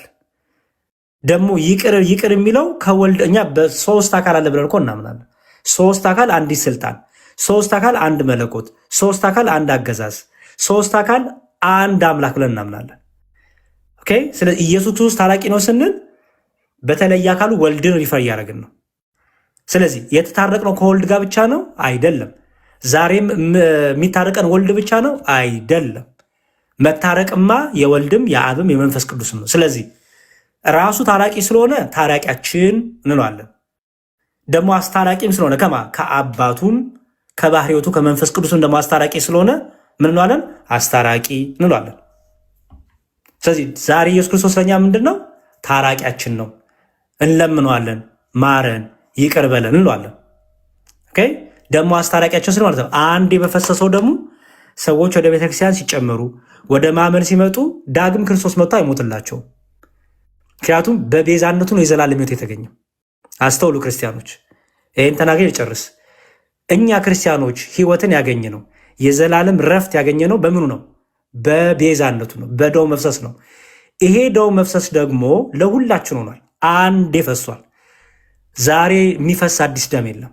ዛሬ ክርስቶስ መጥቶ አይሰቀልም። አንዴ ፈሷል። ይሄ የፈሰሰው ደም ላመኑት ምን ያደርጋል? ምሕረትን፣ ይቅርታን፣ ቸርነትን፣ በጎነትን እያደረገ እስከ ዓለም ፍጻሜ ይሄዳል። ላላመኑት ደግሞ ቢመጡ ዳግም ክርስቶስ በመስቀል ላይ አይሰቀልምና አንዴ ፈሷልና ያላመኑት ሲመጡ ደግሞ ምን ይላቸዋል? ይቅር ይላል። ልክ እኛን ይቅር እንዳለን እነሱንም ይቅር ይላቸዋል። ለምን? ደሙ ከኃጢአት ሁሉ ይቅር ስለሚል። ደሙ ከኃጢአት ሁሉ ይቅር ስለሚል ይቅር ይላል። ይቅር ሲልስ ከራሱ ጋር ብቻ ነው አይደለም፣ ከአባቱም ከመንፈስ ቅዱስ ጋርም ደግሞ ምን ያደርጋል? ደሙ ይቅርታን ያስገኛል፣ ያስታርቃላል ማለት። ይሄ ግን ምን ይባላል? ምልጃ አይደለም። ይሄ ምልጃ ተብሎ አይገለጽም። ይሄ ምልጃ አይደለም፣ ይቅር ባይ ነው። ፍቅሩን፣ ምሕረቱን፣ ይቅርታውን ነው እየተናገርን ያለ ነው። እግዚአብሔር ይስጥልኝ መስፍኔ። በጣም ድንቅ አገላለጽ ነው ዲያቆንዬ፣ እግዚአብሔር ይስጥልኝ፣ ቃለ ሕይወት ያሰማልኝ። እግዚአብሔር የሐዋርያትን የነቢያትን ጸጋ ያድልልኝ። ያው ቃላቶች የሉኝም። ያው በዚህ ሰዓት ውስጥ ብዙ ነገር አውቀናል። እንዲያው ዲያቆንዬ አልፎም ቢሆን ይኸው በመጣህበት ሰዓት ብዙ ነገር እያወቅን ነው፣ እየተማርን ነው፣ እግዚአብሔር እያስተማረን ነው። ያው ችል ባትለን ደስ ይለኛል። እግዚአብሔርን እውነቴን ነው በጣም ደስ ብሎኝ ነው የምሰማው እና አትጥፋብን። እግዚአብሔር ያክብርልን፣ ክበርልኝ ዲያቆን። አሜን አሜን። እግዚአብሔር ሁላችንም ያበርታን። እንደው መጥተዋል ዶክተር አትወልም ብለውኛል። አፌ ላይ ለምዶ መምህር ዘላለም እንኳን በሰላም መጡ። ያሬዶ እንዴት አለ? ተቸገርካ? በእናትህ አዎ በጣም ማርያምን በቃ ይፍቀዱልኝ የለመድኩትን እንደዛ ሰው እንደዛ መነኩሴ እኮ መሆኔ ነው። አትማረኝ እንደሚለው ማረኝ የሚል አዲስ ተምሮ አዎ ልክ ነው። እኔ እኮ ያሬዲ ያው ብዙ ጊዜ ተናግሬ ነበረ። በመሀል ላይ ሲደክመኝ ነው የተውኩኝ። እኔ ወይ በዛም ሆነ በዚህ እኔ ያው ዘላለም ነኝ፣ ምንም ችግር የለውም። በጣም እየገፋፋችሁኝ ነው የሆነ ነገር እንዲይዝ ማለት ነውና እንግዲህ እግዚአብሔር ቢፈቀድ ይሆናል ሁሉም ነገር ብዬ አስባለሁ። ቃለ ሕይወት ያሰማልን ያሬዲ፣ ቃለ ሕይወት ያሰማልን። የጎደለ የተሳሳትኩትም ካለ ያርሙና ያስተምሩን። እግዚአብሔር ይስጥልኝ። ጭራሽ ማለት ነው። መልካም ምናልባት ግን ይቅርታና ወንድሜ መዝሙር በቅድሚያ ቃለ ሕይወት ያሰማልን ብሎ ጸጋ ይጠብቅልን። ከፍ ወዳለው ማድረግም አምላከ ቅዱሳን ሁሉ እግዚአብሔር እንደ ቸርነቱ ያደርስልን። እንደው ትንሽ ነገር ዳሰስ ቢያደርጉ ብዬ አንድ ነገር አስቤ ነበር። እንደው ማላደክሞት ከሆነ እንደው እሷን ቢያነሱ ደስ ይለኛል። እንደው ለሁላችንም እንዲሆን ብዬ ነበር። መምህር ዘላለም ይቀጥሉ። እኔም ወደ ስራ መመለስ ስላለብኝ ለዛ ነው አጠቃላይ እየሄዱት ያልኩት የነበረው። በጣም ይቅርታ። አንድ ቻን ገብቶ ነበር ዲያቆንዬ ቢያናግሩት እንደማለት ስላሉ ችግር የለውም። መምህር ዘላለም ስላሉ ከእሳቸው ጋር መቀጠል አንድ ምንጭ ነን። ስለዚህ ከእሳቸው ጋር መቀጠል ይችላል። አይ የእኛን አሉ ምናምን እያለ ነበር እና የሚጽፉት እሱን እንትን እንድትለው ብዬ ነው ዲያቆንዬ። እሺ ቻን ወይ መስሙር ሰላም ብያለሁ። በመጀመሪያ ሰላም ላንተ ይሁን። እግዚአብሔር ይመስገን። እንደት ነህ? አለን። ምን ብለህ ጽፈህ ነው የገባኸው? አይ ምንድን ነበር ያልኩት? ጠፋብኝ። የእናንተና የእኛ ትምህርት አንድ ነው እንዴ? በክርስቶስ ነገረ ድነት ዙሪያ ያው የምንለያይባቸው ነገሮች አሉ። አሁን ባነሳሁት ላይ ብቻ ነው የምልህ። ሮሜ 8:34 እኛ ስንፈታውና እናንተ ስትፈቱት አንድ ነው? ይቀራረባልን? አሁን ለሰብ ባነሳው ላይ አንዴ ባቀረበው መስዋዕትነት ላይ ዘላለም እያስታረቀን ይኖራል አልኩ። እሱም እኛም እንደዛ እንትን እንላለን። ትምህርት እኮ ይቀራረባል። የክርስቶስ ቤተክርስቲያን የአምላካችን ክርስቶስ ቤተክርስቲያን አንድ ይቻል በይቀራረባል የሚባል ህብረት የለም። ታውቃለህ? ይቀራረባልና እስቲ ቆይ ህብረት እናድርግ የሚባል ነገር የለም። ትምህርታችንማ ልዩነት ስላለው ነው ያልተቀራረብ ነው። የሚቀራረብ ትምህርት እኔ ብጠይቀኝ ይቀራረባል አለ። ምንም የሚቀራረብ ትምህርት የለንም። ምክንያቱም ለምሳሌ አንተ ኢየሱስ ክርስቶስን አሁን ክርስቶስ ይፈርዳል መልስልኝ። አሁን ላይ አይፈርድም፣ ፈራጅ ነው፣ ግን አሁን ላይ አይፈርድም። በቃ አየህ። ስለዚህ እንኳን ልንቀራረብ ፈጽሞ ኤክስትሪም በጣም ትልቅ ልዩነት ያለን ሰዎች ነን። ለምሳሌ በክርስቶስ ባላመን አሁን ተፈርዶበታል ይላል። ማን ነው የሚፈርድበት? እኮ በፍርድ ውስጥ ነው ያለው ነው። ማን ነው የሚፈርድበት? ፍርድ ማውጫችን ክርስቶስ ኢየሱስ ስለሆነ በክርስቶስ ኢየሱስ ያልሆነ ደግሞ አሁንም ስቲል በፍርድ ውስጥ ነው። ማን ነው የሚፈርድበት? ኢየሱስ ነው የሚፈርድበት። በመጨረሻው ላይ ፍርዱን ተቀብሎ ወደ ገሃነም ይገባል። አንድ ሰው ሳያምን ቢሞት የት ነው የሚገባው? ሲኦል ነው የሚገባው። ማን የፈረደበት ሲኦል እንዲገባ? በክርስቶስ ኢየሱስ ባለማመኑ ያን ጊዜም በፍርድ ውስጥ ስለሆነ በእንትን ነው የሚገባው እኮ። ማን የፈረደበት? መቼም ሳይፈረድበት ሲኦል አትገባም አይደል እኮ። ባለማመኑ ነው እኮ። ማን የፈረደበት? ማን የፈረደበት ነው በፍርድ ውስጥ ኢየሱስ ነው። ሲኦልም መክተት ስልጣን ያለው ወደ ሲኦልም ወደ ገነትም መክተት ስልጣን ያለው ማን ነው? እግዚአብሔር ነው ስልጣን ያለው። በቃ ስለዚህ ወደ ሲኦል እቺ ነፍስ ስትሄድ ባለማመኗ በፍርድ ውስጥ የሆነችው ነፍስ ባለማመኗ ተፈርዶባታል አይደል? ተፈርዶባታል። ስለዚህ ወደ ሲኦል ያስገባት ማን ነው በስልጣኑ? እግዚአብሔር። ስለዚህ ፈራጅ ማን ነው ማለት ነው? እግዚአብሔርማ ፈራጅ ነው፣ ግን አሁን ላይ የኔ ፖይንት አሁን ላይ የፈረደ አይደለም ነው። በምሕረት ዘመን ነው። በክርስቶስ ኢየሱስ ውስጥ ያሉት ደግሞ አሁንም በፍርድ ውስጥ ስለሆኑ ከፍርድ ማምለጫችን ከፍርድ መውጫችን በኢየሱስ ነው ነው። እኔ እሱን እኮ አይደለም የጠየኩህ እኮ። አንድ ሰው ሳያምን ቢሞት ሲኦል ይገባል አልከኝ አይደል? ወደ ንስሐ ቢመለስማ በይቅርታ ሊመለስ ከእሱ ሊፈታ የታመነ አምላክ አለው፣ ችግር የለውም። ግን ሳያምን ቢሞት ግን ለሲኦል ኦልሬዲ ተፈርዶበታል አይደል? ኦልሬዲ በፍርድ ውስጥ ነበር እንጂ ተፈርዶበት እኮ አይደለም የሚገባው። በፍርድ ውስጥ ነበር። የፍርዱ ስልጣን የማን ነው? የፍርዱ ስልጣን የማን ነው? የእግዚአብሔር ነው። እሱ እግዚአብሔር የምትለው ማንን ነው? ነጥለክ ነው ወልድ አይደለም?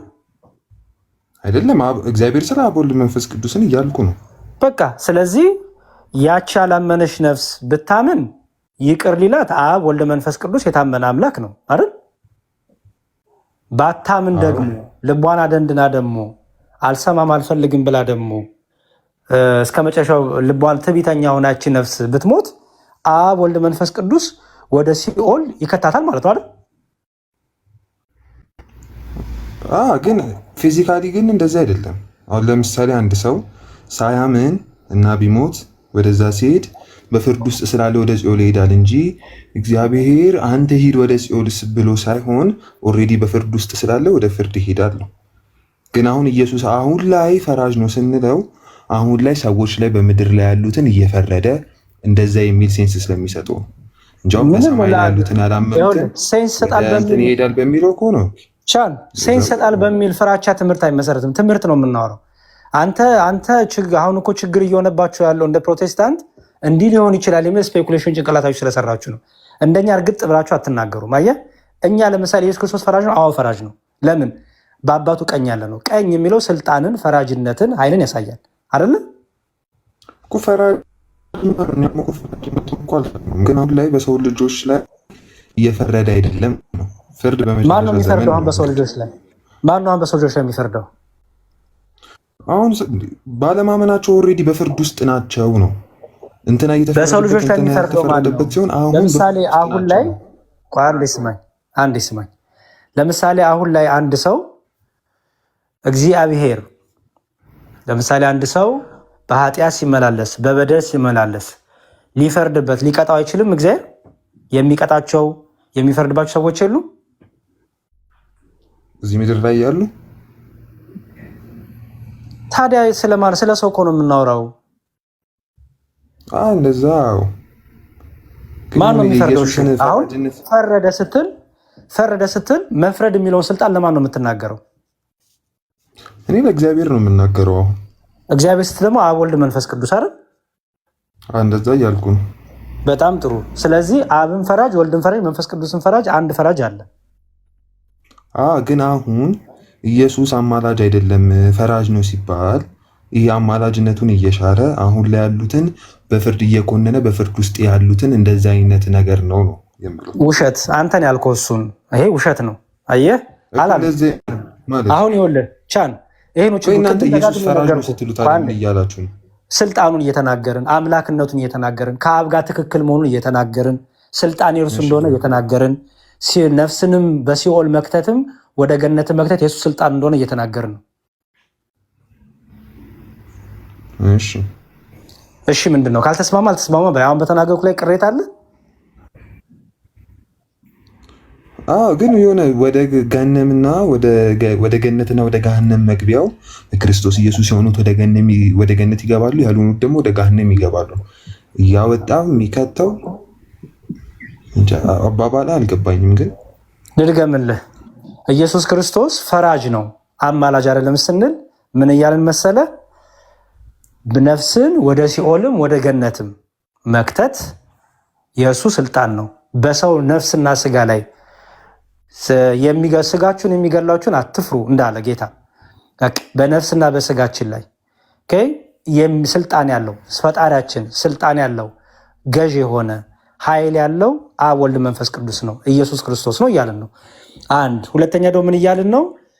ኢየሱስ ክርስቶስ በአብ ቀኝ ያለ ነው ደግሞ እያልን ነው። ምክንያቱም ቀኝ የሚለው ስልጣንን፣ ኃይልን፣ እኩልነትን ያሳያል። ኢየሱስ ክርስቶስ ፈራጅ ነው ስንል በአብ ቀኝ ነው ያለው እያልን ነው። ምክንያቱም በእግዚአብሔር ቀኝ ያለው ሲል ለእግዚአብሔር ግራና ቀኝ ኖሮት ሳይሆን ስልጣንን ለማስኘው። ምክንያቱም ለእግዚአብሔር ቀኝ ሲነገር ስልጣን፣ ኃይል፣ ገዥነት፣ ፈራጅነት፣ አለቃነት፣ ኃያልነት ማለት ነው የሚነገረው። ስለዚህ ኢየሱስ ክርስቶስ አሁን ላይ ለእኛ ምንድነው ካልከኝ ፈራጅ ነው። ለምን ካልከኝ በእግዚአብሔር ቀኝ ያለ ስለሆነ። ስለዚህ ከአብ እኩል የሆነ ስልጣን አንድ ስማኝ አስጨርስ። ኢየሱስ ክርስቶስ ፈራጅ ነው አማላጅ አይደለም ስንል በእግዚአብሔር ቀኝ ያለ ነው እያለን እየመሰከር ነው። መጽሐፍ ቅዱስም ልክ እስጢፋኖስ እንዳደረገው 7 ላይ ስታነብ 7:55 ሐዋርያት ሥራ ኢየሱስ ክርስቶስን ሲያይ ምንድን ነው ያለው? የሁለት ጥያቄ ጠየቀ። አንደኛ እኔን ነፍሴን ምን በላት ተቀበላት። አየህ ነፍሴን ተቀበላት። ቀጥሎ ደግሞ እነሱን ደግሞ ምን በላቸው ይቅር በላቸው። ይሄ ምን ያሳያል? በእግዚአብሔር ቀኝ ያለው እርሱ ፈራጅ ስልጣን ፈራጅ ነው ስንል ኃጢአትም ይቅር ባይ ነው፣ ነፍስንም ተቀባይ ነው እያለን ነው። ፈራጅ ነው ስንል በቅዱሳኑ ላይ ደግሞ በደልን ኃጢአትን የሚያደርሱትን ክፋትን የሚያደርሱትን ተንኮለኞችን፣ አስመተኞችን፣ መተተኞችን፣ ስርማሾችን ግብረ ሰዶማያንን እንደዚህ በኃጢአት በጭምልቅልቅ ባለ ህይወት በሰይጣን ታስረው ለሰይጣን ተገዝተው ሰይጣን አምላካችን ነው ብለው ለሚሰግዱ እግዚአብሔርን ለሚያቃሉ ደግሞ እርሱ ደግሞ ምንድን ነው? ፈራጅ ነው። ለምን? በእግዚአብሔር ቀኝ ያለ ስለሆነ። ቢጸጸቱ ደግሞ የሚምር ደግሞ ነው፣ የሚቀበል ነው፣ መሐሪም ነው፣ ፈራጅም ነው። ይህን እያልን ነው። እና ታዲያ እዚህ ጋር እኮ አማላጅነቱ እኮ ታዲያ እየተተወ እኮ ነው። በጣም እኛ በእግዚአብሔር ቀኝ ያለው ፈራጅ ነው። ኢየሱስ በእግዚአብሔር ቀኝ ያለ ፈራጅ ነው እንጂ አማላጅ እኮ አይደለም እኮ እያልከኝ እኮ ነው። ታዲያ በእግዚአብሔር ቀኝ ማለት ነው አሁን ስልጣን ማለት ነው። በእግዚአብሔር ቀኝ ማለት ስልጣን በመለኮታዊ ኃይል ከፍ ብሎ መቀመጥ ስልጣንን ነው የሚያሳየው። ስልጣን ማለት ነው ፈራጅነት ማለት አይደለም እኮ። ፈራጅነት እኮ አለው። አንድ ፈራጅነት ነው አይደለም። ግን ፈራጅነቱን አንተ በምትለው ወይ እኮ ግን አይደለም። ቆይ ችግር የለውም። ፈራጅ ነው ስትል ኢየሱስ ክርስቶስ ምንድን ነው እያልክ ነው? ስልጣን አለው፣ ባለስልጣን ነው፣ በሁሉ ነገር ላይ ገዢ ነው እያልኩ ነው። በጣም ጥሩ። ስልጣን አለው፣ በሁሉ ነገር ላይ ገዢ ነው እያልክ ነው። ኦኬ። ይህን ስልጣኑን ይህን ፈራጅነቱን ለአንተ ዛሬ ይጠቀመዋል አይጠቀመውም? ማለት በምን ዙሪያ ነው ይጠቀማል ማለት? በቃ ስለ መለኮት ስልጣን ነው የምናወራው፣ ስለ እግዚአብሔር ስልጣን ነው የምናወራው፣ ስለ እግዚአብሔርነት ነው የምናወራው። በምንም መልኩ ምን ብዬ ደግሞ ለመለኮት ይሄን መልኩ ብዬ ልገድብ እንዴ? አይደለም። የሆነ ኃጢአት ሰራውን ኢየሱስ እንደዚህ አድርጋልና ፈርጅ ይባሉ እንደዚህ አይነት ፍርድ ነው። ንስሐ ካልገባህ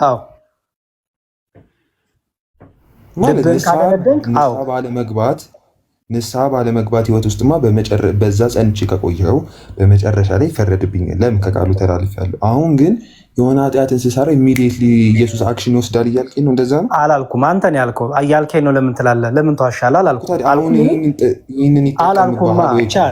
ካልገባህ አልገባኝም በል። እያልከኝ ነው አትበል። ውሸት ነው የሚሆን። ውሸታም ነው የምትባለው። አላልኩማ። እኔ ያልኩት ምንድን ነው? ንስሐ ባትገባ ትቆረጣለህ ከግንዱ ላይ። ኦኬ። ለምሳሌ በምድር ላይ ሆነ ፍሬ ካላፈራ ትቆረጣለህ አትቆረጥም? እንደዛ አይደለም ነው እንዴ? ወደ ሌላ እየገባን ነው። መቆረጥ ማለት እኮ ፈራጅነት ነው የሚያሳየው። መቆረጥ የሚለው ስልጣኑን ነው የሚያሳየው። በምድር ላይ ሆነ ፍሬ ካላፈራ እንደ ክርስቶስን በመምሰል ይወት ካልተመላለስ ትቆረጣለች አትቆረጥም? ማለት መጀመሪያም እኮ ግንድ አልነበርክም ማለት ነው። ወይ ጉድ! ግንድ ካልነበርክ ትቆረጣለህ የሚለው ኮንሰፕት ለምን መጣ ወንድሜ? እየተናገርኩ ያለሁት አይደለም። በክርስቶስ ኢየሱስ ሆነ እውነተኛ ቅርንጫፎች በክርስቶስ ላይ የሆኑት ፍሬን ያፈራሉ። ፍሬ ካልሆንክ ትቆረጣለህ አይደለም። መጀመሪያ ስለሆንኩ ነው የማፈራው። ስለዚህ ዮሐንስ ወንጌል ምዕራፍ 15 ላይ ያለው በእኔ ያለውን የሚለው ፍሬ የማያፈራውን የሚለው ምንድን ነው የሚያሳየው? ማለት ዮሐንስ ወንጌል ምዕራፍ 15 ላይ በእኔ ያለውን ነው የሚለው። ፍሬ የማያፈራውን አባቴ ቆርጧል ይላል፣ ያስወግዷል ይላል። እሺ ታዲያ ይሄ ቅርንጫፍ ምን ላይ ነው ያለው? አይደለም እዚህ ጋር በዚህ ክፍል መሰረት ፍሬ ማፍራት ያለው ይሄ ቅርንጫፍ ምን ላይ ነው ያለው? ይሄ ቅርንጫፍ ምን ላይ ነው ያለው? በአንተ ሲኖር። እዚህ ጋርማ ልንገር፣ ይሄ ያለው ክርስቶስ በእርሱ ስለማይኖር እሱ ፍሬን አያፈራም ያልኩ እሱን አይደለም። ይሄ ቅርንጫፍ የት ነው ያለው ያልኩ? እርሱም በክርስቶስ ያለው የት ነው ይሄ ቅርንጫፍ ያለው? አዳምጥ ቻን። ይሄ ቅርንጫፍ የት ነው ያለው ማለት? ይሄ ቅርንጫፍ ምን ላይ ነው ያለው? ክርስቶስ ላይ ነው ያለው። እሱ ክርስቶስ ላይ ያለ ክርስቶስ ላይ ያለው ሲባል ምን ማለት እንደሆነ አይደለም። ክርስቶስ ላይ ነው ይሄ ቅርንጫፍ። ክርስቶስ ላይ ቅርንጫፍ አለ ሲባል ምን እያለ ነው?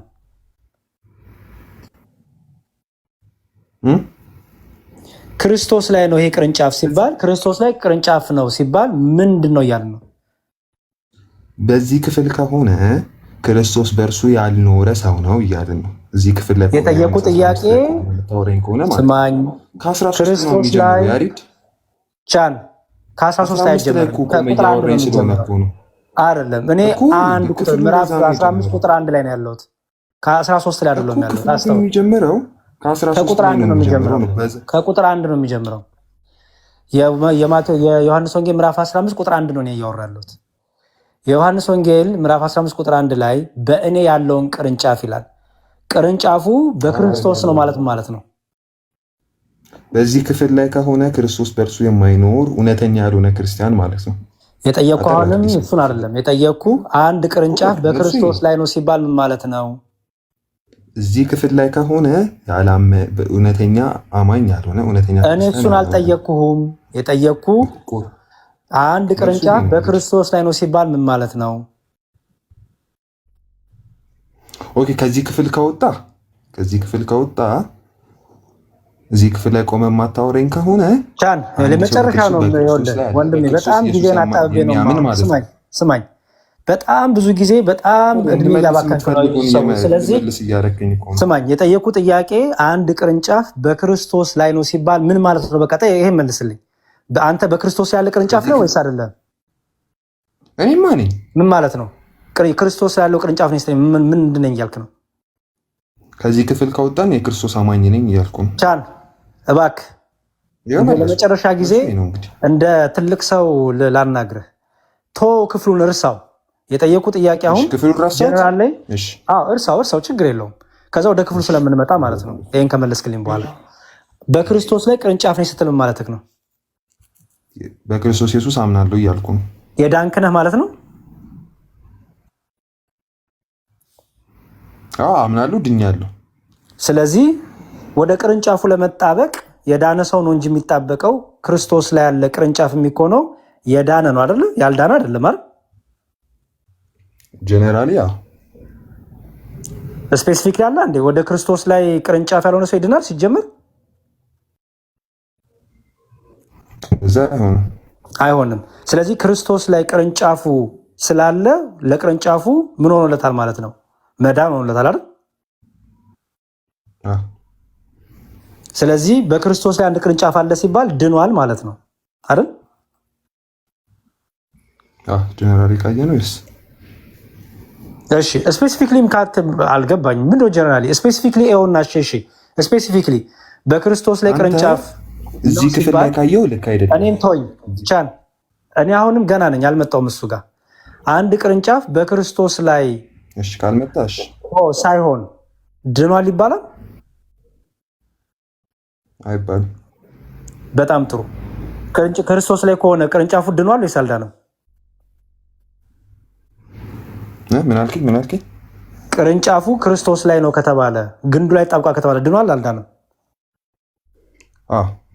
ኢየሱስም በእርሱ ሲኖር ያ ሰውዬ ድኗል። በጣም ጥሩ። መዳን ያለው በዛ ስለሆነ በጣም ጥሩ። ዮሐንስ ወንጌል ምዕራፍ 15 ላይ ልምጣ። ዮሐንስ ወንጌል ምዕራፍ 15 ላይ ይሄ ቅርንጫፍ የት ላይ ነው ያለው? ክርስቶስ ላይ ነው ያለው። ክርስቶስ ላይ ነው ቅርንጫፉ ያለው ሲባል፣ ግንዱ ላይ ነው ያለው ሲባል ተጣብቋል፣ ግንዱ ላይ ሆኗል ማለት ነው አይደል? ግንዱ ላይ ሆኗል ካልክ ምን ሆኗል ይሄ ቅርንጫፍ ማለት ነው? በዚህ ክፍል አሁን አውት ኦፍ ኮንቴክስት እያናገርከው ነው ይሄን።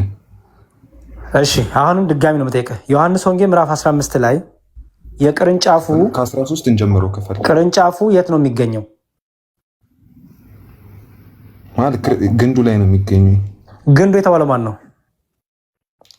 ኢየሱስ ነው። ግንዱ ላይ ቅርንጫፉ ግንዱ ላይ ሲጣበቅ ምን ያገኛል? ግንዱ ላይ ሲጣበቅ ፍሬ ማፍራት ይሆንለታል። እሺ ግንዱም ደግሞ በእርሱ ሲኖር ፍሬን ያፈራል። በጣም ጥሩ። ጌታ ምን አለ? በእኔ ያለውን ቅርንጫፍ ግን ደግሞ ፍሬ የማያፈራውም አለ። ይሄ ግንድ ፍሬ ያላፈራው ለምንድን ነው? ክርስቶስ በእርሱ ስለማይኖር ወይ ግንዱ በእርሱ ስለማይኖር። አልገባኝም። ግንዱ ላይ ቅርንጫፉ ግንዱ ላይ አልተጣበቀም እኮ። እሱማ ተጣብቋል፣ ግን ክርስቶስ በእርሱ ስለማይኖር ፍሬን አያፈራም። 4 እና 5 እሱን ነው የሚያሳየው። ስለዚህ ግንዱ ላይ ተጣበቀ ክርስቶስ የታበቀ ቅርንጫፍ የዘላለም ሕይወት የለውም፣ አልዳንም። በእንደዛ ፖይንት አይደለም የሚታየው። እሺ አሁንም ድጋሚ ልጠይቅህ፣ ድጋሚ ልጠይቅህ ነው የመጨረሻ ነው የምጠይቀህ። እሺ ኧረ እኔ ጊዜ የለኝም ወንድሜ፣ እኔ ምንም እንደዚህ ጊዜ የለኝም፣ ብዙ ምሰራው ስራ አለኝ። የመጨረሻ ልጠይቅህ፣ ይሄ ቅርንጫፍ ግንድ የተባለው ክርስቶስ ነው። ቅርንጫፍ የተባለው ማን ነው? ሰዎች ናቸው ቅርንጫፍ የተባሉት። ምን አይነት ሰዎች? በክርስቶስ ያሉ ያመኑ ማለት ነው ቅርንጫፍ የሆኑ። ኦኬ አንድ ሰው በክርስቶስ አምኖ ግንዱ ላይ ተጣበቀ ስትል ያ የተጣበቀው ቅርንጫፍ ምን ያገኛል ከግንዱ? አንድ ፍሬን ማፍራት ይሆንለታል። ሁለት ግንዱ በእርሱ ጋር ሲጣበቅ ግንዱም ደግሞ ክርስቶስን በእርሱ ሲኖር ፍሬን ማፍራት ይሆንለታል። እሺ ግንዱ ሳይጣበቅ ከግንዱ ጋር ሳይጣበቅ ግንዱ የቅርንጫፉ አካል ይሆናል? ሳይጣበቅ አይሆንም። እሺ ይሄ ቅርንጫፍ ተጣብቋል አልተጣበቀም? ነው በእንትኑ ላይ ነው። ግንዱ ላይ ተጣብቋል አልተጣበቀም? ይሄ ቅርንጫፍ መጣበቅ ሳይሆን አለ ነው። በግንዱ ላይ አለ ነው። ምን ማለት ነው? በግንዱ ላይ አለ ማለት በእኔ ክርስቲያን ነው የሚባለው። ቻን በእኔ ነው የሚለው፣ በእኔ ያለውን ነው የሚለው። ይሄ ሁለትን ለምን እንደምትወዷት በክርስቶስ ነው ያለው። 4 እና 5 6 ለምን እንደማይነበብ እኔ እንጃ። በክርስቶስ ነው ያለው ይሄ ቅርንጫፍ። አሁንም መልስልኝ። ግንዱ ቅርንጫፉ ግንዱ ላይ ተጣብቋል ወይስ አልተጣበቀም? እሺ አጠር አድርጌ ልመልስልህ ይሄን።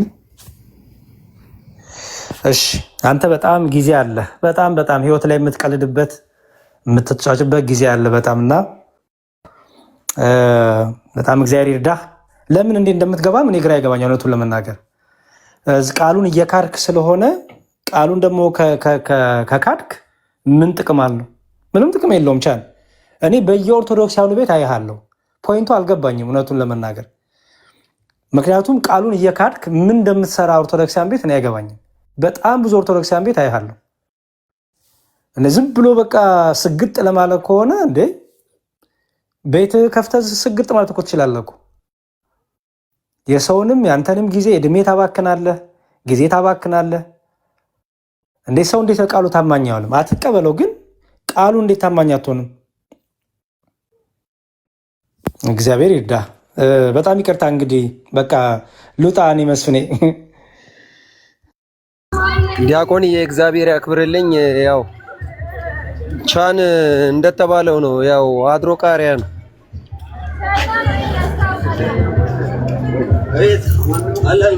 እና እግዚአብሔር ይስጥልን፣ እግዚአብሔር ያክብርልን ዲያቆንዬ። እሺ ያው ዶክተር መምህር ዘላለም ሳውል ይቀጥሉ። ወደ ጉዳይ ልመለስ። እንግዲህ ወደፊት እስቲ መዳን ይታጣል አይታጣም በሚለው ላይ እናወራለን። እኛ እንደ ፕሮቴስታንቶቹ ካልቪኒስት አይደለንም።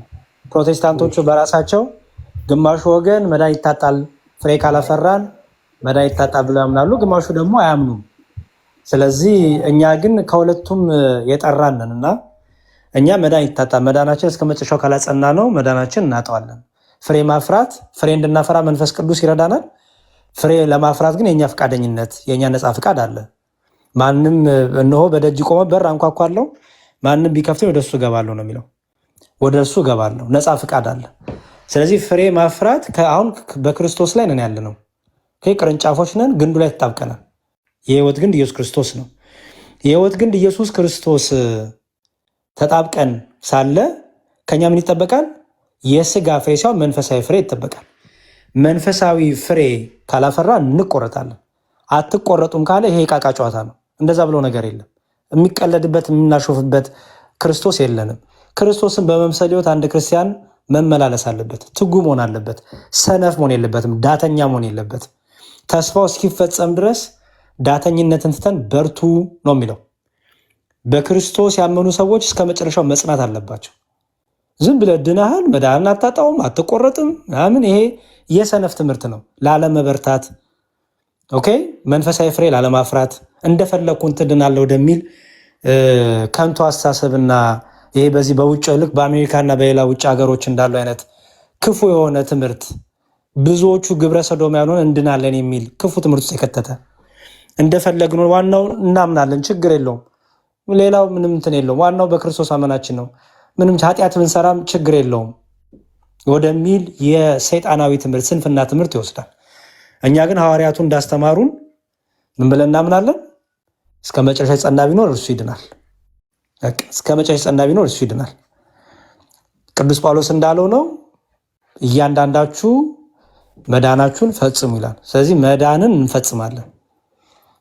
የስንፍናን ትምህርት አንቀበልም። ሰነፎች በዚህ በውጭ ሀገር እንዴት አድርገው ምስቅልቅላቸው እንደወጣ ፕሮቴስታንቱ ቸርች ግማሹ ሱፐርማርኬት ግማሹ እኛው እየገዛን ያ ሁሉ ቸርች እየተዘጋ ያለው በዚህ አይነት ስሁት በሆነ ትምህርት ነው እና እግዚአብሔር ይርዳን።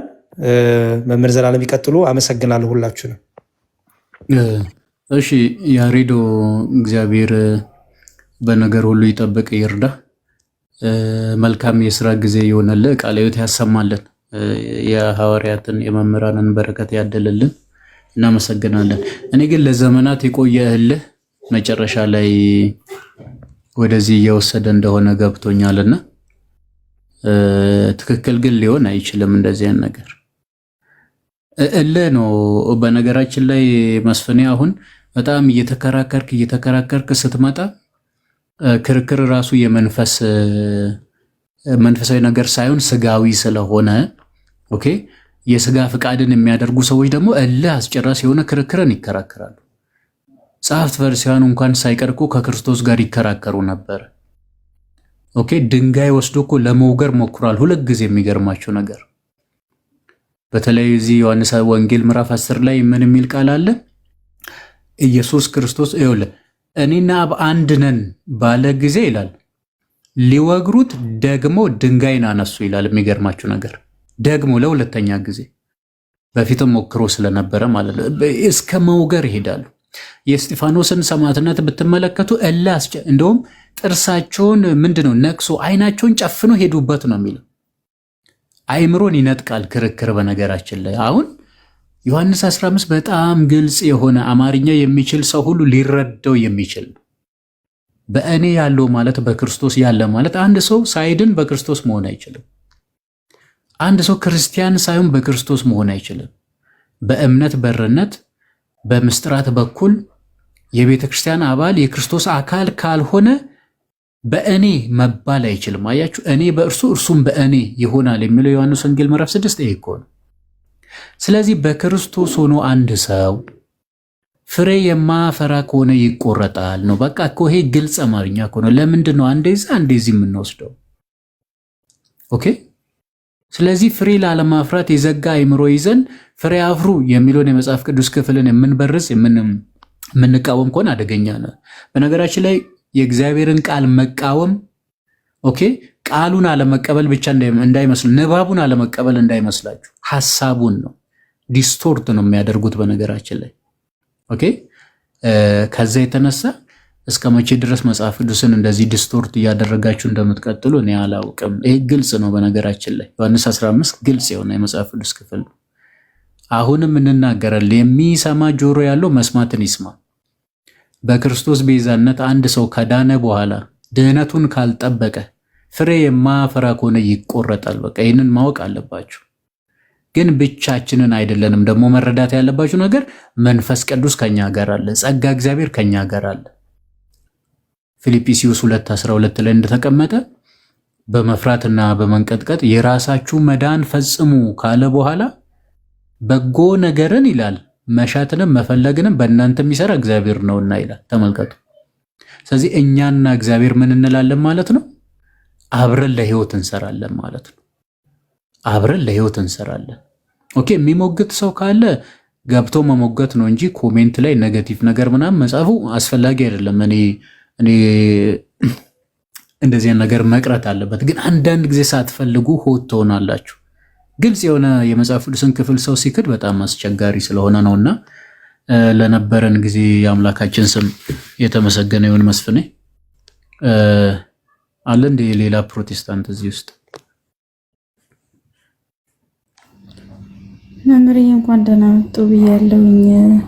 ቃልት ያሰማልን ብያለሁኝ። ሌላ ፕሮቴስታንት ያለ መስለኝም።